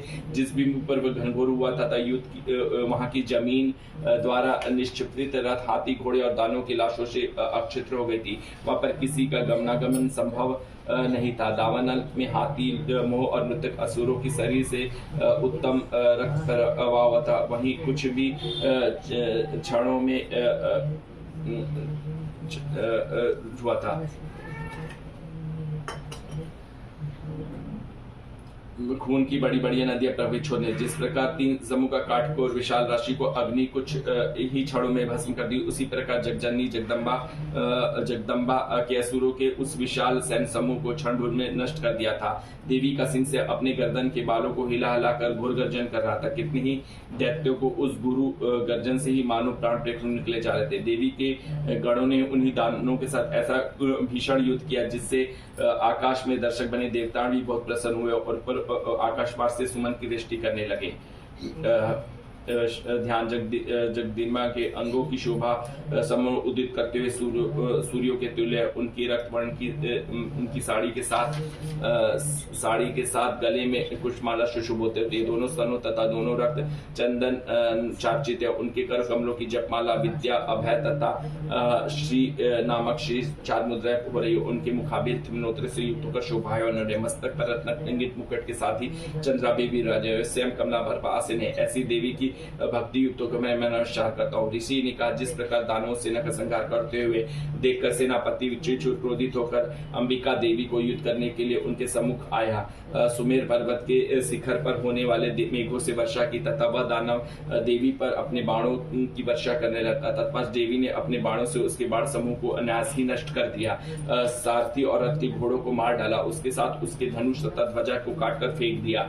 धनुष के कट जाने पर उसके समस्त अंगों को अपने बाणों से छेड़ डाला। अपने धनुष रथ घोड़ों और सारथियों को हो जाने पर वह दानव अपने तलवार और ढाल को लेकर देवी की ओर झपटा। उसने तेज धारावली तलवार से निशुंभ मस्तक पर आघात करके देवी की चौथी बाई भुजा से अत्यंत वेग से प्रहार किया। राजन देवी की बाहें के स्पर्श से वह तलवार भग्न हो गई। अपना प्रहार निष्फल होकर उस राक्षस ने क्रोध से रक्त नेत्र करके हाथों में शूल उठाया तथा महादानव से देवी भद्रकाली के ऊपर अपनी शूल चलाया। अब वह आकाश मंडल में गिरते हुए शूल मंडल में समाप्ति से दैत्यमान हो गया। बड़ी वेग से वह शूल को अपनी और आता देखकर प्रत्युर में देवी ने ही अपना शूल चलाया। देवी के शूल के प्रहार से दानव शूल के सैकड़ों खंड हो गए। साथ ही अपने शूल से तरह महाबल सेनापति चिचुर का प्राणात हो गया। महिषासुर के महावीर सेनायक चिचुर के वक्षोपरांत देवताओं में का पीड़क चामर नामक राक्षस हाथी पर सवार होकर लड़ने के लिए आया। उसने आते ही देवी की शक्ति का आघात किया, परंतु जगदम्बा ने उसे केवल हुंकार मात्र से ही घायल एवं निष्पक्ष करके तक्षण भूमि पर सुला दिया। अपनी खंडित शक्ति को देखकर चामर परम कुपित हुआ। क्रोध से भयंकर उसने शूल का वार किया, किंतु देवी ने शूल को अपने बाणों से द्वारा काट दिया। इतने ही में अवसर पाकर देवी का सिंह हाथी के मस्तक पर उछल पड़ा और दानव के साथ बाहु युद्ध करने को उद्यत हुआ। ये तीनों लड़ते लड़ते हाथी से भूमि पर उतर आए और अत्यंत क्रोधित होकर परस्पर प्रचंड प्रहार करते हुए लड़ने लगे। तत्पश्चात देवी का सिंह आकाश की ओर प्रबल वेग से उछल पड़ा और गिरते समय अपने पैरों पंजों से प्रहार से चामर का सिर धड़ कर भिन्न कर दिया। इस प्रकार उदय दैत्य पत्थरों से वृक्षों की ओर चोट खाकर रणस्थल में देवी के हाथों मारा गया और कराल राक्षस की दांतों घूसों और थप्पड़ों की मार से भूमि पर गिर पड़ा। गदा के प्रहार से देवी ने उद्यत नामक राक्षसों को चकनाचूर कर दिया। मेहंदी बाल से में भास कल एवं बाड़ों के ताम्र और अंधों को यमराज के घर भेज दिया। त्रिनेत्रा परमेश्वरी ने अपने त्रिशूल से उग्रवीर और महाहनु नामक दानव को मार गिराया। बिंडाल दैत्य के मस्तक को तलवार के आघात से मुंडशीन कर दिया। दुर्धर और दुर्मुख नामक दोनों राक्षसों को अपने बाणों से बीत कर यमालय में भेज दिया। इस प्रकार अपनी सेना को क्षण होते देखकर महिषासुर ने भैंसे का रूप बनाकर देवी के गणों को त्रस्त करना प्रारंभ कर दिया। वह राक्षस किसी थुतुन को मारकर किसी पर खुरों के प्रहार से, किसी के पूंछ की चोट से और कुछ को अपने सिंगों से विदीर्ण कर दिया। कुछ गणों को प्रबल वेग से, किसी को सिंहनाद से द्वारा, किसी को घुमाकर और कितनी ही अपने निष्ठुर वायु से छौकों के भूमि पर गिरा दिया। इस प्रकार गणों की सेना को तितर बितर करके वह राक्षस भगवती के सिंह को मारने के लिए वेग से झपटा। उसने महामाया के को अति क्रोध उत्पन्न हुआ। उसने महाबली महिषासुर को होकर भूमि पर अपने खुरों से खोदने लगा और अपने सिंगों से उठाकर बड़े बड़े पर्वतों को फेंक कर गर्जन करने लगा। उनके वेग से घूमने के कारण पृथ्वी अत्यंत क्षुमित होकर फटने से लगी। उनकी पूंछ से टकराकर सागर पृथ्वी को जलमग्न करने लगा। हिलते हुए सिंगों से प्रहार से बादलों में समूह छिन्न भिन्न हो गए। उनके श्वास की प्रबल वायु के कारण उड़ते हुए सैकड़ों पर्वत आकाश की भूमि पर गिरने लगे। उस समय महादानव का क्रोध की मुद्रा में अपनी ओर लक्ष्य देखकर चंडिका देवी ने भी उसे मारने के लिए उस पर महान क्रोध प्रकट किया। सर्वज्ञ देवी ने अपना पाश फेंकर उस महाबली असुर को बांध दिया। अपने को उस महाबल रणस्थल में बेध जाने से उस राक्षसगण को अपने बनावटी महिषा स्वरूप का परित्याग कर दिया। तुरंत ही वह दैत्य महाबली सिंह के रूप में देवी के समान आ गया। ऐसी स्थिति में जैसे ही अंबिका ने उसे सिरछोदन करना चाहा, वह राक्षस खड्गधारी पुरुष भेष में आकर दिखाई पड़ने लगा। देवी ने तत्काल ही ब्राग करके ढाल और तलवार सहित उस महिषासुर को वेध दिया तथा वह महाबली राक्षस गजराज के रूप में परिवर्तित हो गया। गजराज के वेश में उस राक्षस ने अपने सूंड से देवी के विशाल सिंह को खींचने और गरजने लगा। खींचने का प्रयास करते ही देवी ने अपने तलवार से उसके सूंड काट डाली। तदंतर उस महादानव को पुनः अपने पहले वाले भैंसे में रूप को ग्रहण कर लिया तथा पहले की तरह चराचर प्राणियों सहित त्रैलोक को आतंकित करने लगा। तत्पश्चात जगजननी चंडिका भवानी बारंबार उत्तम मधुपान करते हुए आंखें लाल कर हंसने लगी। राक्षस दल और पराक्रम के मद में उन्मत्त की भांति गर्जन करने लगा। वह अपने सिंहों पर उठाकर पर्वतों की देवी की ओर निक्षेप करने लगा। उस समय उसके चलाए हुए पर्वत को देवी अपने बाणों से विचूर्ण करते हुए बोली। मधु के मध्य से बोलते हुए साथ उनका मुख लाल हो रहा था और जिह्वा लड़खड़ा रही थी। देवी बोली, हो मूड में जब तक मधुपान करती हूँ तब तक तो खूब मनमानी गरज ले। मेरे हाथों से यह तेरी मृत्यु होना पर है। अब श्री की देवगण भी गर्जन करेंगे। ऐसा कहकर देवी उछलकर उस दैत्य पर चढ़ बैठी। अपने पैरों से उसे दबोचकर देवी ने शूल से उसके कंठस्थल को प्रहार किया। दबाव के सिकंजे में जकड़ा होने पर महिषासुर अपने मुख से दूसरे मुख से बाहर होने लगा। अपने वह शरीर के अर्धभाग से ही बाहर निकल सकता था, पर देवी ने अपने बल से उसे रोक दिया तथा दैत्य अर्ध निर्वस्था में ही देवी के साथ युद्ध में लग गया तथा देवी ने उसकी बहुत बड़ी तलवार से उसके मस्तक का छेदन कर दिया। छेदन कर दिया। महिषासुर के मरते ही उसका बची कुची सेना हाहाकार करती हुई उठ खड़ी और समस्त देवी अत्यंत आनंदित देवताओं के साथ महिषासुर के साथ मिलकर भगवती देवी की स्तुति करती। गंधर्व प्रसन्न होकर गंधर्व करने लगे तथा अप्सराएं भी नाचने लगी। श्री तर्पण कथा के अंदर देवी महात्म्य महिषासुर का नामक का तीसरा अध्याय समाप्त। ध्यान जिन देवी देवता गुणों की ओर उत्पन्न अवर्थ और सिद्धि लाभे की आकांक्षा करने वाले और जिनकी सेवा सुष्टा का तथा उनके नाम मां दुर्गा की आराधना करना उचित है। उनके अंगों का वर्ण काले मेघों के समान श्याम रंग का है। उनके कटाक्ष मात्र से शत्रु में भय को लौटाते। उनके मस्तक पर चंद्रमा की रीता बुद्धि होकर शोभायमान होते हैं। उनके हाथों में शंख चक्र तलवार त्रिशूल आदि सुशोभित है। ये तीनों नेत्रों वाली देवी अपनी वाहन सिंह के कंधों पर सवार होकर अपने प्रभाव से त्रैलोक को संपूर्ण कर रही है। ऋषि ने कहा, यह अत्यंत बलशाली परात्मा देवी महिषासुर तथा उनकी दानव सेनाओं को देवी के रूप श्रृंगार हो जाने पर इंद्र आदित्य नतमस्तक होकर भगवती श्री देवी की स्तुति करने। ऐसे समय में उनके सुंदर अणों में प्रफुल्लता से धारण रोमांच हो रहा था। देवताओं ने कहा, आपका स्वरूप ही सब देवी का शक्ति समूह है।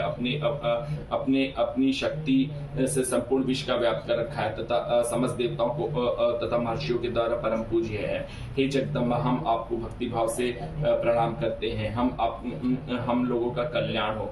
जिन देवों के अतुलनीय प्रभाव और शौर्य का प्रभाव करते ही भगवान शेषनाग ब्रह्मा और शिव जी असमर्थ रहते हैं। भगवती चंडी का समस्त सिंह का पालन तथा अशुभकारी भय के नाश का विचार करें। जो धर्मात्माओं के ग्रह में लक्ष्मी करे, वह दुर्मात्माओं का यह निर्मलता रूप से विशुद्ध अंतःकरण वाले पुरुषों के हृदय से रूप में, सज्जनों के श्रद्धा स्वरूप में तथा कुलीन मनुष्य में लज्जा के रूप में विराजमान हो रहती है। उन महामाया भगवती देवी का हम प्रणाम करते हैं। हे देवी, अपने समस्त विश्व का पालन करिए। हे देवी, हम आपके साथ अतुलनीय रूप का सुरुंग संहारक शौर्य तथा संपूर्ण देवी देव का समूह उत्पन्न करते हुए अद्भुत चरित्र का वर्णन नहीं कर सकते। आपकी विश्व की उत्पत्ति में करुणा स्वरूप है। आपके तीनों गुणों सत्व, रज और तम विद्यमान है। फिर भी दोषों के साथ आपका संपर्क नहीं होता। भगवान विष्णु तथा शिव जी भी आपकी महिमा को नहीं जान सकते। यह चराचर विश्व आपका अंश है। आपकी मंत्र जीवों के लिए आश्रयभूत है, क्योंकि एकमात्र आप ही सबकी मूलभूत अव्याकृता पराप्रकृति हो। हे देवी, जिसके उच्चारण में सभी यज्ञों से देवताओं की तुष्टि होती है, वह स्वाहा आप ही हो। इसके अतिरिक्त आप पितरों को भी तृप्ति प्रदान करती है। इस कारण सभी लोग आपके स्वधा के नाम से संबोधित करते हैं। हे देवी, आप में ही विद्या है, जिसमें मोक्ष की प्राप्ति, अचिंत्य स्वतंत्र स्वरूपता, समस्त दोषों में हीनता, जितेंद्रियता तत्व की सारता होती है। और हे सभी मुनिवर, जिसके लिए निरंतर आभारशील रक्षा करते हैं। अतः स्वस्वरूपा अत्यंत निर्मल ऋग्वेद, यजुर्वेद तथा उद्ग्रोथ छंद के रूप में गाया करने वाली एक प्रकार की वेद मंत्र में वह मनोरम पद के पाठ से युक्त सामवेद की आधार है। आपकी देवी तीनों वेदों और 6 ऐश्वर्य से संपन्न भगवती हैं। विश्व की उत्पत्ति एवं पालन के निमित्त आप ही वार्ता, कृषि एवं जीविका के रूप में प्रादुर्भाव हुई है। आप जगत की महान पीड़ा का नाश करती हैं। हे देवी, संपूर्ण शास्त्रों के तत्व का ज्ञान प्राप्त करने के लिए आपका मेधा शक्ति है। दूरस्तर संसार को तारने वाली नौका स्वरूपिणी दुर्गा देवी आप ही हैं। आपकी किसी पदार्थ में आसक्ति नहीं है। आप ही कैटभ के शत्रु भगवान विष्णु के वक्ष में निवास करने वाली लक्ष्मी तथा शिव द्वारा समादित गौरी देवी भी हैं। आपका मुख कमल मृद हास्य से युक्त निर्मल पूर्ण चंद्रिका के समान और उत्तम स्वर्ण की सुंदर आभा से ग्रसित है। फिर भी आपके द्वारा अनुपम लावण को देखकर महिषासुर ने कुपित होकर आप पर आघात कर दिया था। वह बात आश्चर्य से में डाल देने वाली है। हे देवी, अब ये वही मुख पर क्रोध और की मुद्रा से उदयकालीन चंद्रमा के समान अरुणा तथा चक्र भाव के कारण भयंकर हो उठा है, और जिस रूप को देखकर महिषासुर का सहस्त्र प्राणांत नहीं हुआ था। यह और भी अत्यंत आश्चर्य की बात है, क्योंकि क्रुद्ध यमराज के सामने कौन प्राणी जीवन धारण करने में असमर्थ हो सकता है। हे परमात्मा स्वरूपा देवी, आप प्रसन्न हो। आपके प्रसन्न होने पर विश्व का उत्पन्न होता है, और कुपित होने पर कितने ही वंशों का नाश हो जाता है। यह बात अनुभव द्वारा ही प्रत्यक्ष प्रमाणित हुई है। आपके क्रोधाग्नि से महिषासुर की विशाल विशाल वाहिनी सेना क्षणमात्र में भस्म होती है। आप सदैव अभुदय कत्री हैं। आप जिन लोगों पर कृपा दृष्टि करती हैं वही लोग देश के समान धन और ख्याति प्राप्त करते हैं। उन लोगों को धर्म और स्थिर नहीं होता तथा अपने ही पुत्र और भृत्यसु के साथ धन होते हैं। हे देवी, आपकी कृपा प्रार्थना में धर्मात्मा शक्ति श्रद्धा पूर्वक सदैव धर्माचरण में सौरास्था रहता है और उनके प्रसन्न से प्राप्त होता है। अतएव आप निश्चय ही त्रैलोक की मनोवांछित फल प्रदान करती है। माँ दुर्गे, अतः आप स्मरण मात्र से सभी जीवों पर भय निमंत्रण करती है और समस्त मनुष्यों द्वारा चिंतन करने पर कल्याणपूर्ण बुद्धि दुख दारिद्र और भयहारी देवी, आपका चित्त परोपकार के निर्मित सदैव द्रवित रहता है। ऐसा दूसरा कौन है? हे देवी, जो राक्षस अंत काल तक अपने भोग करने के लिए पापाचार करते हैं, उन्हें युद्ध में बात करके स्वर्ण भेजने और संसार को सुखी करने के उद्देश्य से आपका उनका वध करती हैं। आप अपने शत्रु पर शत्रु का आघात क्यों करती हैं? आप केवल अपने दृष्टिपात से ही संपूर्ण दैत्य समूहों को भस्म कर सकती हैं, तो ही आप ऐसा न करके युद्ध स्थल में उनका संहार करती हैं। इस बात में भी कुछ रहस्य जान पड़ता है। यह भी उन शस्त्रों को प्रहार से पवित्र होकर ये सब सर्वभूत पूरी में जाए, इस प्रकार अनेक प्राप्ति के समान उत्तम विचार होते हैं। खड़ग के तेजों से भयंकर दीप्ति तथा आपके त्रिशूल के भाग की भली भूति कांति हो चकाचौंध होने पर असुरों का नष्ट नहीं होती, क्योंकि अपने जन्म किनारों से युक्त आनंद प्रदान करने वाली आपके मुख चंद्र का दर्शन कर रहे हैं। हे देवी, आपका शरीर दुरात्मा के दुर्भाव से निवारक है। आपका रूप अचिंतनीय है तथा अतुलनीय है। आपका पराक्रम देवताओं के विजेता दैत्यों का नाशक है। इस प्रकार अपने शत्रुओं को सदैव दया ही दर्शाइए। हे वाराणसी देवी, आपके इस स्वरूप की तुलना नहीं की जा सकती। शत्रु को त्रस्त करने वाला एवं अत्यंत मनोहारी रूप अत्यंत कहाँ दिखाई देता है। हृदय में दयालुता और युद्ध में निर्दयता से दोनों जाते एक साथ होने का भाव केवल त्रैलोक से आपके सिवा और किसी को नहीं है। हे जगदम्बे, आपके शत्रु का वध करके उन्हें अक्षर पद दिलाया है। ये उनको प्राप्त करने वाले भय को हम लोगों ने दूर किया है। हमारा आपको नमस्कार है। हे देवी, आप शूल के साथ हमारा रक्षा करें। हे अंबिके, आप अपने खड्ग घंटा ध्वनि और धनुष की टंका से हमारी रक्षा करें। हे चंडिके, आप हमारी पूर्व पश्चिम दक्षिण और उत्तर में अपनी दिशाओं को घुमाकर हमारा परित्राण करें। आपके जो परम सुंदर व अत्यंत भीषण रूप त्रिभुवन में विचरण करते हैं, उनके द्वारा आप हमारी रक्षा करें, भूतल की रक्षा करें। हे जगदम्बे, आपके करकलों में सुशोभित होने वाले खड्ग शूल गदा आदि से अस्त्रों उन सभी द्वारा आप सभी लोगों का रक्षण करें। इस प्रकार उस सभी देवताओं ने उस जगन माता को मिलकर स्तवन तथा नंद कमल इंद्र के बगीचे का नाम के दिव्य पुरुष को अवगंध चंदानी के द्वारा पूजन किया। तदंतर दिव्य धूपों का सुगंधन अर्पित किया एवं देवी के करबद्ध होकर प्रणाम करते हुए अपने देवताओं से कहा, हे देवतागण, तुम सब लोग मुझसे अपने अमिष्ट पदार्थ मांग लो। तब देवताओं ने कहा, भगवती की कृपा से हम सभी लोगों की आकांक्षा पूर्ण हो गई है। अब कुछ इच्छित वस्तु मांगने के लिए नहीं है। हे परमेश्वर, हम लोगों का परम शत्रु महिषासुर मारा गया है। इतने होने पर भी हम लोगों को कुछ देना ही चाहती हैं, तो हम तीनों लोगों को ये इच्छा पूरी कीजिए कि किसी भी प्रकार का हम आपका स्मरण कर दर्शन देकर लोगों को का संकट से मुक्त करेंगे। हे प्रसन्न वादम्बिके, जो भी व्यक्ति उन स्तोत्रों के द्वारा आपकी आराधना करे उसे धन्यादि तथा पुत्रादि से संपर्क करे तथा हम लोग का आप प्रसन्न रहे।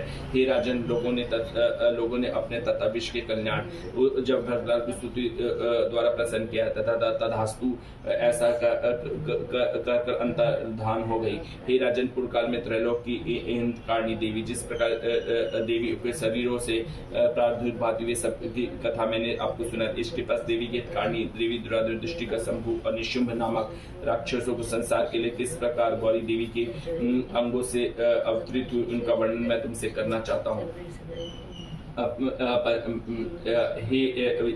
उस उत्तर चरित के ऋषि चंद्र श्री महासरस्वती अशुष चंद्र भूम शक्ति भ्रामरी भी सूर्य चंद्र तथा सामदेव स्वरूप है। महासरस्वती प्रसन्नता के लिए उत्तम चरित के पाठ से उसी विनयों का विधान है, जिनके कमलों से घंटा शूल शक्र चक्र और भूषण है, जिनके शरीर से दीप्त वे श्याम सुंदर त्रैलोक की शक्ति है। शुंभ निशुंभ दैत्यों को संहार करने वाली उन देवी के शरीर से उत्पन्न महासरस्वती देवी के रूप में स्मरण करता हूँ। प्राचीन काल में शुंभ और निशुंभ नामक दानों ने अपने दल से मंद में चूर होकर इंद्र के हाथ से त्रैलोक को राज्य एवं यज्ञ भाग छीन कर अधिकृत कर दिया था। ये दोनों राक्षस सूर्य चंद्र पुष्प आदि यम करुण आदि देवों के अधिकार को भोगने लगे। पर वायु और अग्नि के कार्य भी वे दोनों करने लगे। वे दोनों दानों ने सभी देवताओं को पराजित अपमानित तथा राजयुक्त होकर उन्हें स्वर्गों से बाहर खदेड़ दिया। वे उन दोनों बलशाली असुरों ने अपमानित होकर देवताओं ने अपराजिता देवी का स्मरण किया। उन लोगों ने सोचा कि जगदम्बा हम लोगों को प्रसन्न होकर वर प्रदान किया था ताकि संकट मात्र स्थिति में तुम्हारे स्मरण से तुम संकट युक्त कर दूंगे। ऐसा निश्चय कर देवता लोग गिरिराज हिमाचल पर्वत पर आकर भगवती विष्णु माया की स्थिति करने लगे। देवी को नमस्कार, महादेवी शिवा को मेरा नमस्कार है, प्रकृति भद्रा को प्रणाम है, नियम पूर्वक जगदम्बा को हम लोग प्रणाम करते हैं, रौद्र नित्या गौरी एवं धात्री को बागंबर नमस्कार करते हैं, जो नामय चंद्र रूपणी तथा सुख स्वरूपणी देवी को सदैव नमस्कार है। शरण में आगतों को कल्याणकारी वृद्धि एवं सिद्धि रूपणी देवी को हमारा बारंबार नमस्कार है। राक्षसों को लक्ष्मी, राजाओं की लक्ष्मी तथा स्वाणी स्वरूपा जगजननी को हम प्रणाम करते हैं। दुर्गा, संकट हारणी, सर्व संसार भूता सर्वकाणी ख्याति कृष्णा और ध्रुमा देवी को मेरा संतुष्ट नमस्कार है।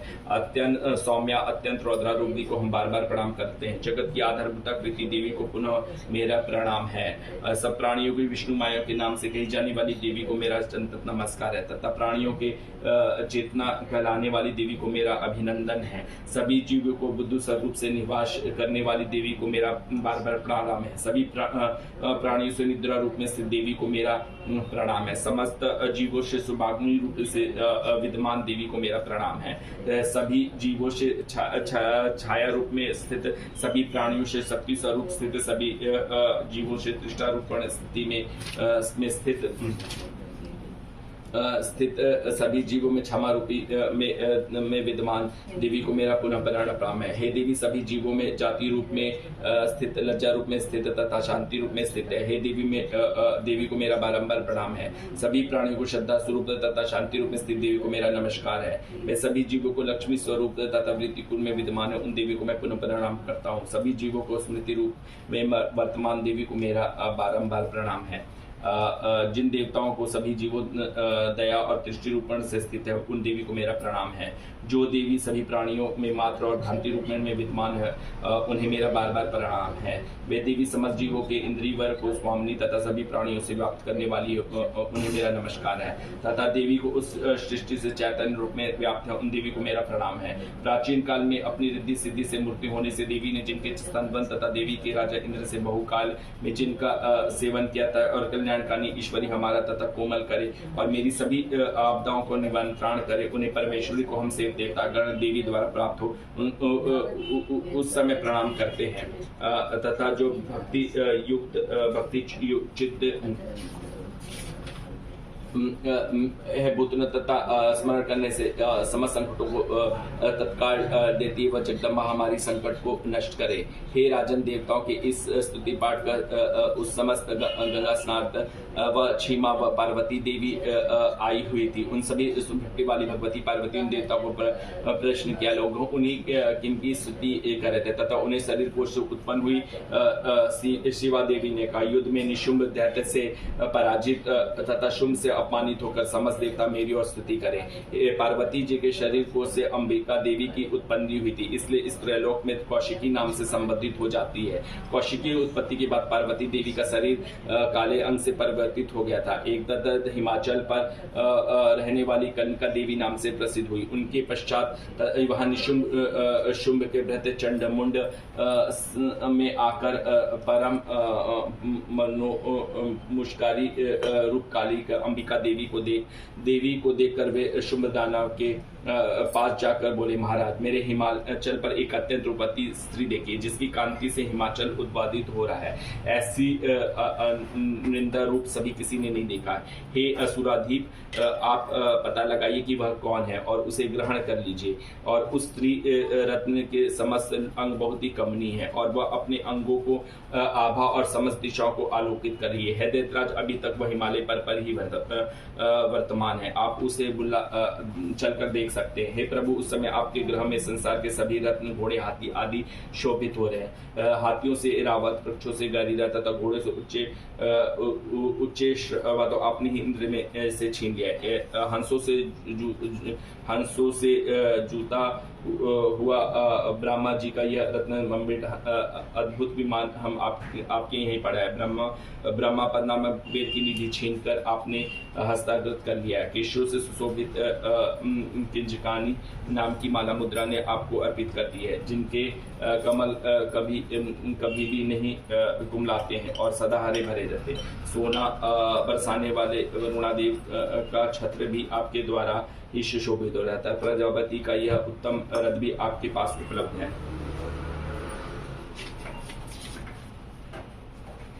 हे दैत्यादि, मृत्यु को अत्राक्य नाम शक्ति भी आपने अपने अधिकार में ले ली है तथा वरुण का पाश और शमदुगर के अनेक रत्न आपके अनुज निशंभु के पास है। अग्नि के स्वतः शुद्ध किए हुए 2 वस्त्र आपके अर्पित किए हैं। हे दैत्यराज, इस प्रकार आपके समस्त रत्नों का संग्रह कर लिया है, फिर भी यह स्त्रियों में रत्नामयी देवी के आपने क्यों छोड़ रखा है? उसे अपने पास अधिकार में कर लीजिए।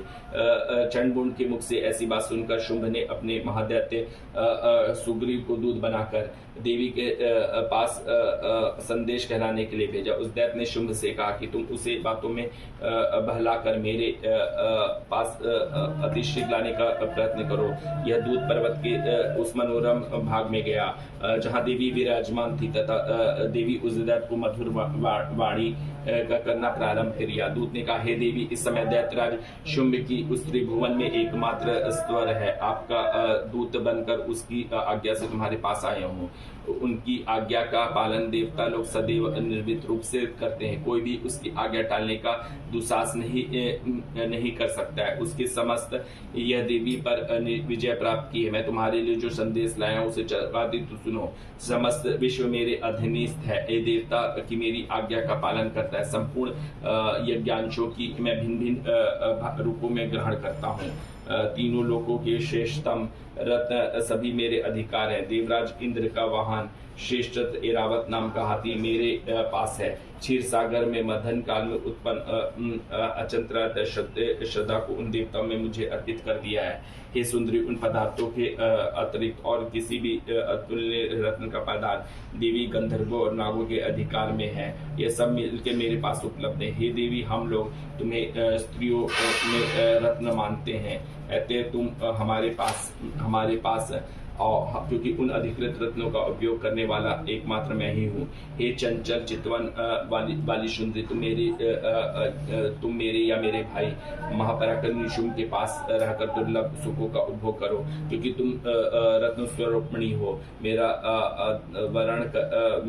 वरण करके तुम अतुलनीय संपत्ति तथा ऐश्वर्य की उत्तराधिकारी बनोगी। तथा बुद्धि से ऐसा कोई विचार कर तुम मेरी पत्नी बनना स्वीकार करो। ऋषि ने कहा, दूत के मुख से ऐसी बात सुनकर कल्याणमयी भगवती जगदात्री दुर्गा मन में गंभीर भाव से मुस्कुराते हुए उस दूत से कहने लगी, हे दूत, तुम ने जो बात कही है वह बिल्कुल सत्य है, इसमें कुछ भी मिथ्या नहीं है। तुम शुंभ तीनों लोगों का इस समय स्वामी है और उसका बहन निशुंभ भी। यही ये सदस्य पराक्रमीशील है, किंतु इस विषय में मैंने पहले जो प्रतिज्ञा ठान ली है उसे मैं निशुंभ मैं उसे किस प्रकार तोड़ सकती हूँ। मैंने अपनी अल्पज्ञता के कारण जो प्रतिज्ञा कर रखी है तुम्हें उसे सुनाती हूँ। यह प्रतिज्ञा कि जो भी प्राणी तुम्हें मुझे समर में पराजित करेगा उसे मेरे अभिमान को खंडन करेगा, तथा जो मेरे समान पराक्रमी तथा साहसी होगा वही मेरा स्वामी बन सकेगा। इसलिए महादैत्य शुंभ या निशुंभ स्वयं ही यहाँ आकर मुझे पराजित कर दे तो मेरा विवाह उनसे हो सकता है। इससे विलंब करना उचित नहीं है। तब देवी ने दूत से कहा, हे देवी, तुम मेरे सामने अभिमान पूर्ण बात ना करो। यह उस ब्रह्मांड में ऐसा कौन है जो शुंभ निशुंभ के सामने खड़े होने का साहस कर सके। अन्य निम्न कोटि के दैत्यों के सामने ये सारे देवता मिलकर युद्ध में पार नहीं पा सकते। तुम अकेली स्त्री होकर क्या कर सकती हो। जिन शुंभ निशुंभ महापराक्रमी दैत्यों के आगे इंद्रादि देवता भी भय के कारण युद्ध विमुख हो गए थे, उसके सामने तुम अकेली स्त्री होकर ऐसा कैसे कर सकती हो। अतएव तुम मेरा ही कहना मानकर शुंभ निशुंभ के पास चलो। ऐसा करने से तुम्हारी महत्ता की रक्षा होगी, अन्यथा जब वे तुम्हारे केश पकड़कर बलपूर्वक घसीटते हुए ले जाएंगे तो तुम्हें अपनी मर्यादा खो देनी पड़ेगी। तुम्हारा कहना उचित है। शुंभ निशुंभ निसंदेह बलवान है, वह पराक्रमी है, किंतु मैं ये क्या करूं। मैंने पहले किसी सोचे समझी ऐसी प्रतिज्ञा ले ली है, उसे कैसे भंग करूं। ऐसे तुम वापस लौट जाओ और स्वामी से मेरे ये कहते हुए बातें आदर पूर्व समझा कर कहो। उसके बाद वे जैसा उसे समझेंगे वैसा करें। ये मर्गेश्वर भैरव के अंग श्रीनिवास श्री शेष महापद्म देवी की आराधना करता हूँ। या देवी नागराज के आसन पर आसीन है।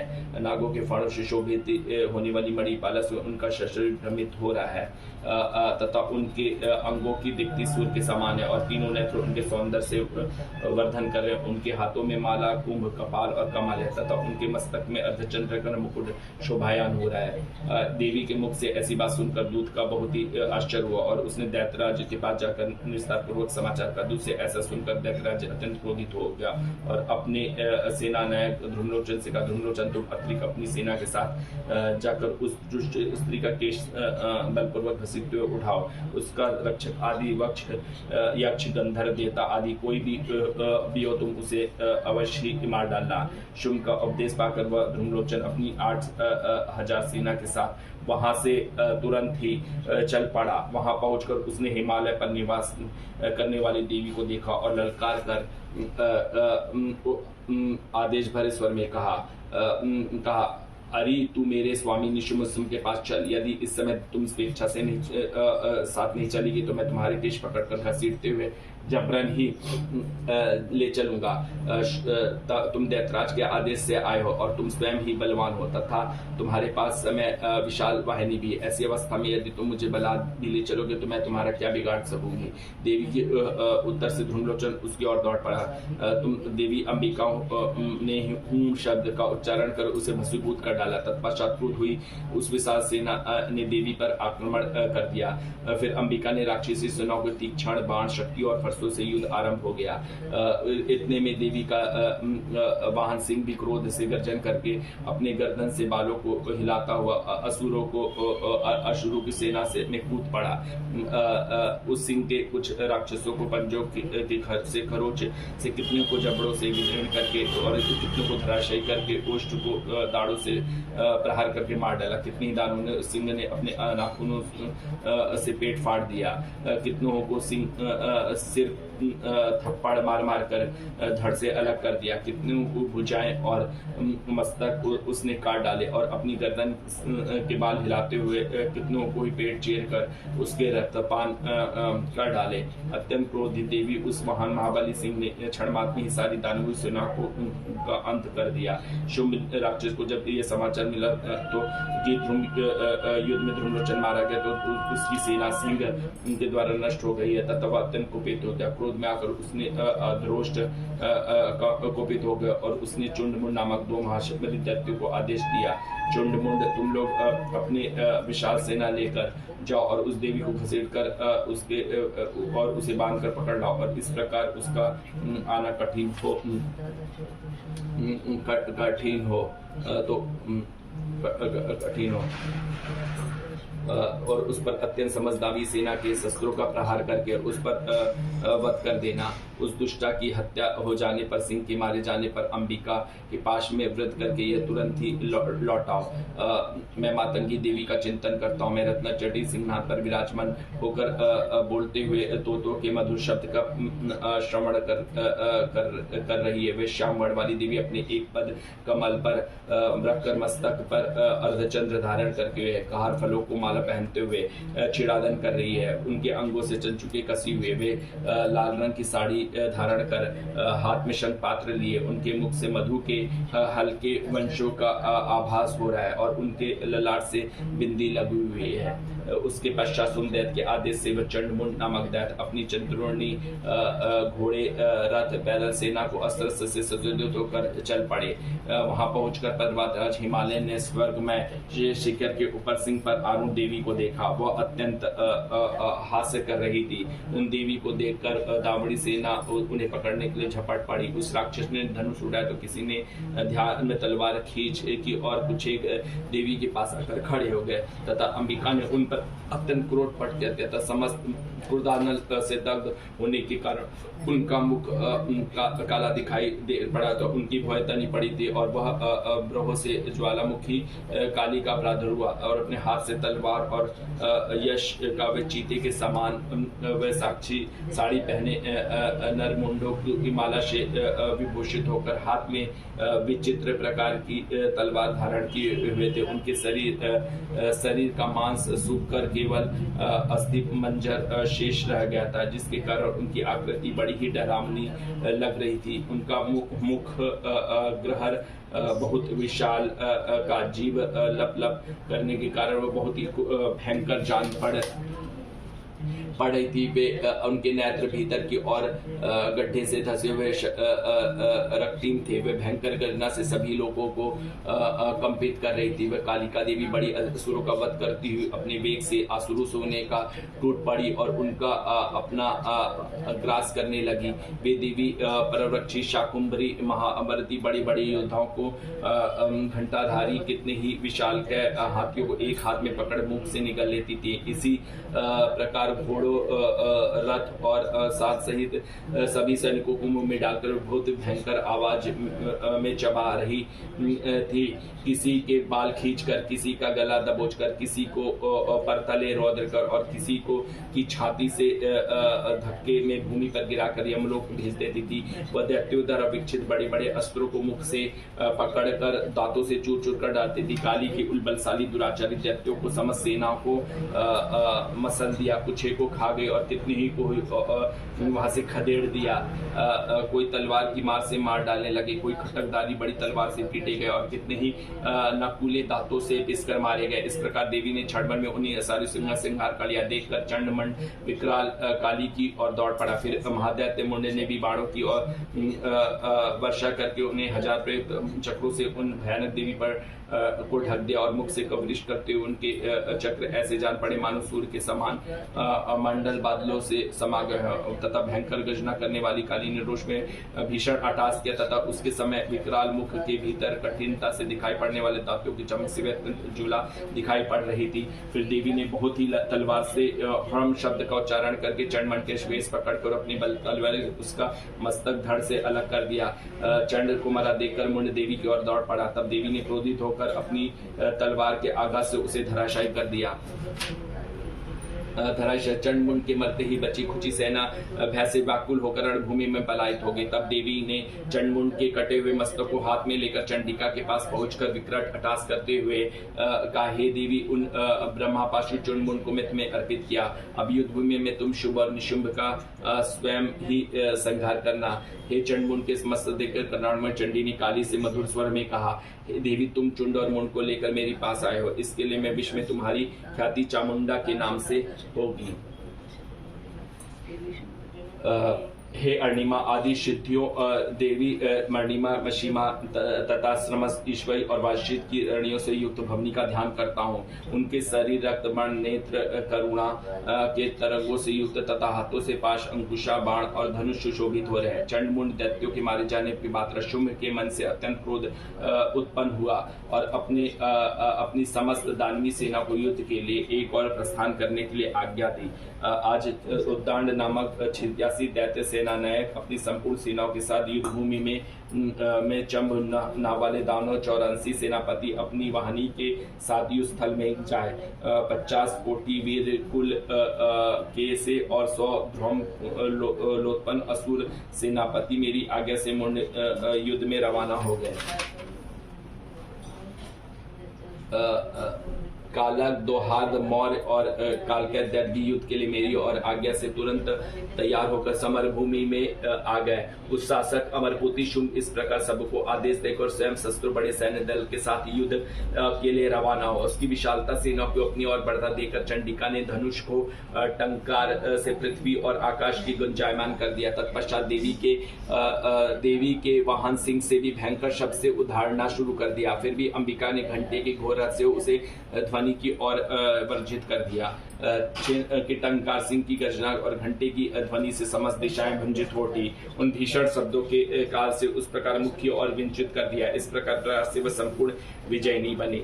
उन भीषण नाद से सुनकर आसुरी सेनाओं ने चंडिका काली और सिंह को क्रोधपूर्वक चंद्रमुख से घेर लिया।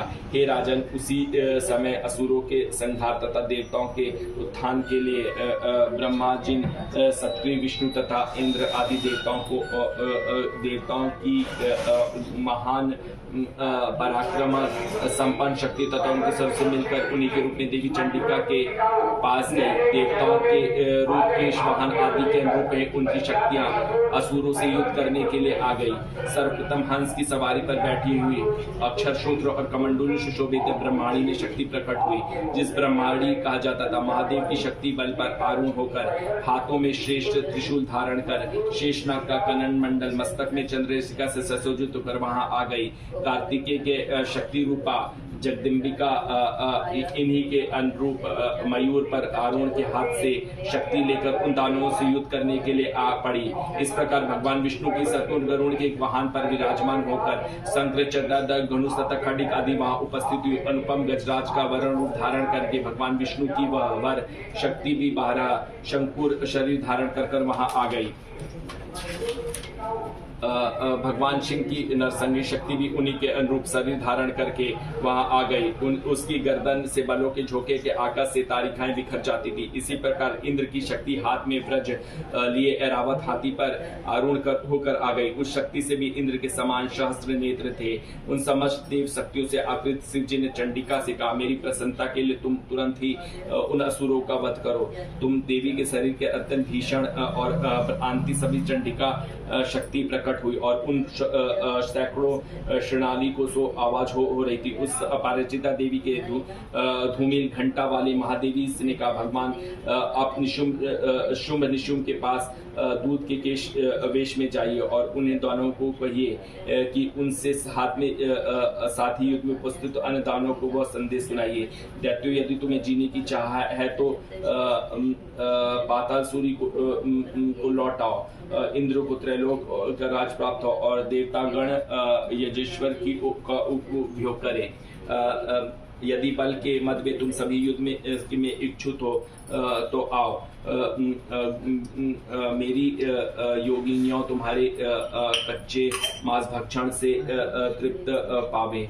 उस देवी ने भगवान शिव को दूत का कार्य सौंपा, इसलिए वह शिवदूती के नाम से जगत में विख्यात हुई। हे दैत्य, मैं शिव जी के मुख से देवी की बात सुनकर कुपित हो गए और कात्यायनी की ओर लपके। तत्पश्चात वे दैत्य क्रुद्ध होकर देवी पर बाण शक्ति और वृष्टि आदि अस्त्रों रूप वर्ण करने लगे। तब देवी ने धनुष की टंकार करके दैत्यों द्वारा निश्चित बाण, शूल, शक्ति, पाशु आदि को खिलवाड़ से ही काट दिया। फिर काली ने आगे चलकर राक्षसों के शूल से आघात को चीरने लगी और खड्वांग से उनके द्वारा विलक्षण करते हुए रक्त बंधन से विचरण करने लगी। ब्रह्मांडों से अपना कमंडलू लेकर जिस और निकल जाते थी उधार ही जल छिड़क कर शत्रुओं को तेज और पराक्रमहीन कर देती थी। वैष्णवी ने चक्र तथा कार्तिकेय ने अपनी शक्ति से प्रहार से दानवों को नाश प्रारंभ कर दिया। इंद्राणी व्रत से आघात होकर सैकड़ों दैत्य खून की धारा बहाते हुए भूमि पर गिर पड़े। वाराही शक्ति ने कितने ही राक्षसों को थुथुन की चोट से नष्ट कर दिया। दानों के प्रभाग से कितने ही भाग से विदित कर दिए तथा कितने ही चक्र की चोट खाकर धरती पर गिर गए। नरसिंहों से कितने ही दैत्यों को अपने नाखून से फाड़कर खा जाती और सिंहनाद करके संपूर्ण दिशाओं की गूंजती हुई रणभूमि में विचरण करने लगी। कितने ही शिवदूत के प्रबल अट्टहास से भयभीत होकर रणभूमि में लौटने लगे। उनके कितने ही शिवदूतों को अपना भक्षय बना लेती थी। इस प्रकार क्रुद्ध दैत्यों के द्वारा बड़े बड़े असुरों का संहार करते दानवी सेना पलायनित होने लगी। मातृगणों से त्रस्त होकर युद्ध में विमुख होते ही दैत्यों को देखकर रक्तबीज नामक असुर होकर युद्ध भूमि में आ पहुंचा। वे बूंद टपकते ही उसके आकार का दैत्य उत्पन्न हो जाता। महादेव रक्तबीज हाथ से गदा लेकर इंद्रा शक्ति के साथ युद्ध करने लगा। इंद्रिनी ने अपने व्रज के प्रहार से उसे आघात कर दिया। व्रज में आहत होकर शरीर से पृथ्वी पर टपकने लगा, जिससे उसके समस्त अन्य दैत्य उत्पन्न होने लगे। उसके शरीर से रक्त की जितनी बूंदी पृथ्वी उतनी ही दैत्य उत्पन्न हो जाते और उसी से सदन पराक्रम से ने उत्पन्न राक्षस मातृगणों के साथ भयंकर युद्ध करने लगे। इंद्राणी की व्रज प्रहार से उसका मस्तक आहत होकर खून बहने लगा, जिससे हजारों दैत्य उत्पन्न समान होने लगे। वैष्णवी ने अपने चक्र से रक्त बीज पर प्रहार किया। फिर इंद्री ने गदा की चोट से घायल कर दिया। वैष्णवी ने चक्र से घायल होने के कारण उसके शरीर से बहुत अधिक रक्तपात हुआ, जिसके कारण उसके दैत्यों की उत्पत्ति हुई और समस्त जगत व्याप्त हो गया। चौमारी ने शक्ति, वाराही ने खड़ग और माहेश्वरी ने त्रिशूल कर रक्तबीज का हर कर अत्यंत कुपित होकर रक्तबीज में ने अपनी गदा से मात्र शक्ति पर आहत किया। शक्ति, सूल, चक्र आदि के घायल होने से उसने रक्त के द्वारा अंगणित महादैत्य उत्पन्न हुए। इस प्रकार उस महामारी से उत्पन्न होने वाले दैत्यों द्वारा समस्त विश्व आच्छादित हो गया। इस दृश्य को देखकर देवता लोग भयभीत हो गए। देवताओं ने हताश होकर चंडिका ने शीघ्रता से काली का से कहा, चामुंडे तुम अपना मुख और भी अधिक विस्तृत करो और शस्त्र से भरकर खून से उत्पन्न होने महादैत्यों को तुम अपने इस वेगवान मुख से भ्रण कर डालो। इस प्रकार रक्त से उत्पन्न होने वाले राक्षसों को तुम अपना भक्षय बनाकर रक्षा स्थल में विचरण करती रहो। ऐसा करते उसके शरीर से संपूर्ण रक्त सूख कर निकल जाएगा और वह स्वयं ही मृत्यु हो जाएगा। यह भयंकर दैत्यों की तुम चबा डालोगी, दूसरे दैत्य उत्पन्न नहीं होंगे। ऐसा कर कर चंडिका देवी ने अपने शूल से रक्त बीज पर प्रहार किया और उस काली ने अपने मुख से उसका रक्त भर लिया।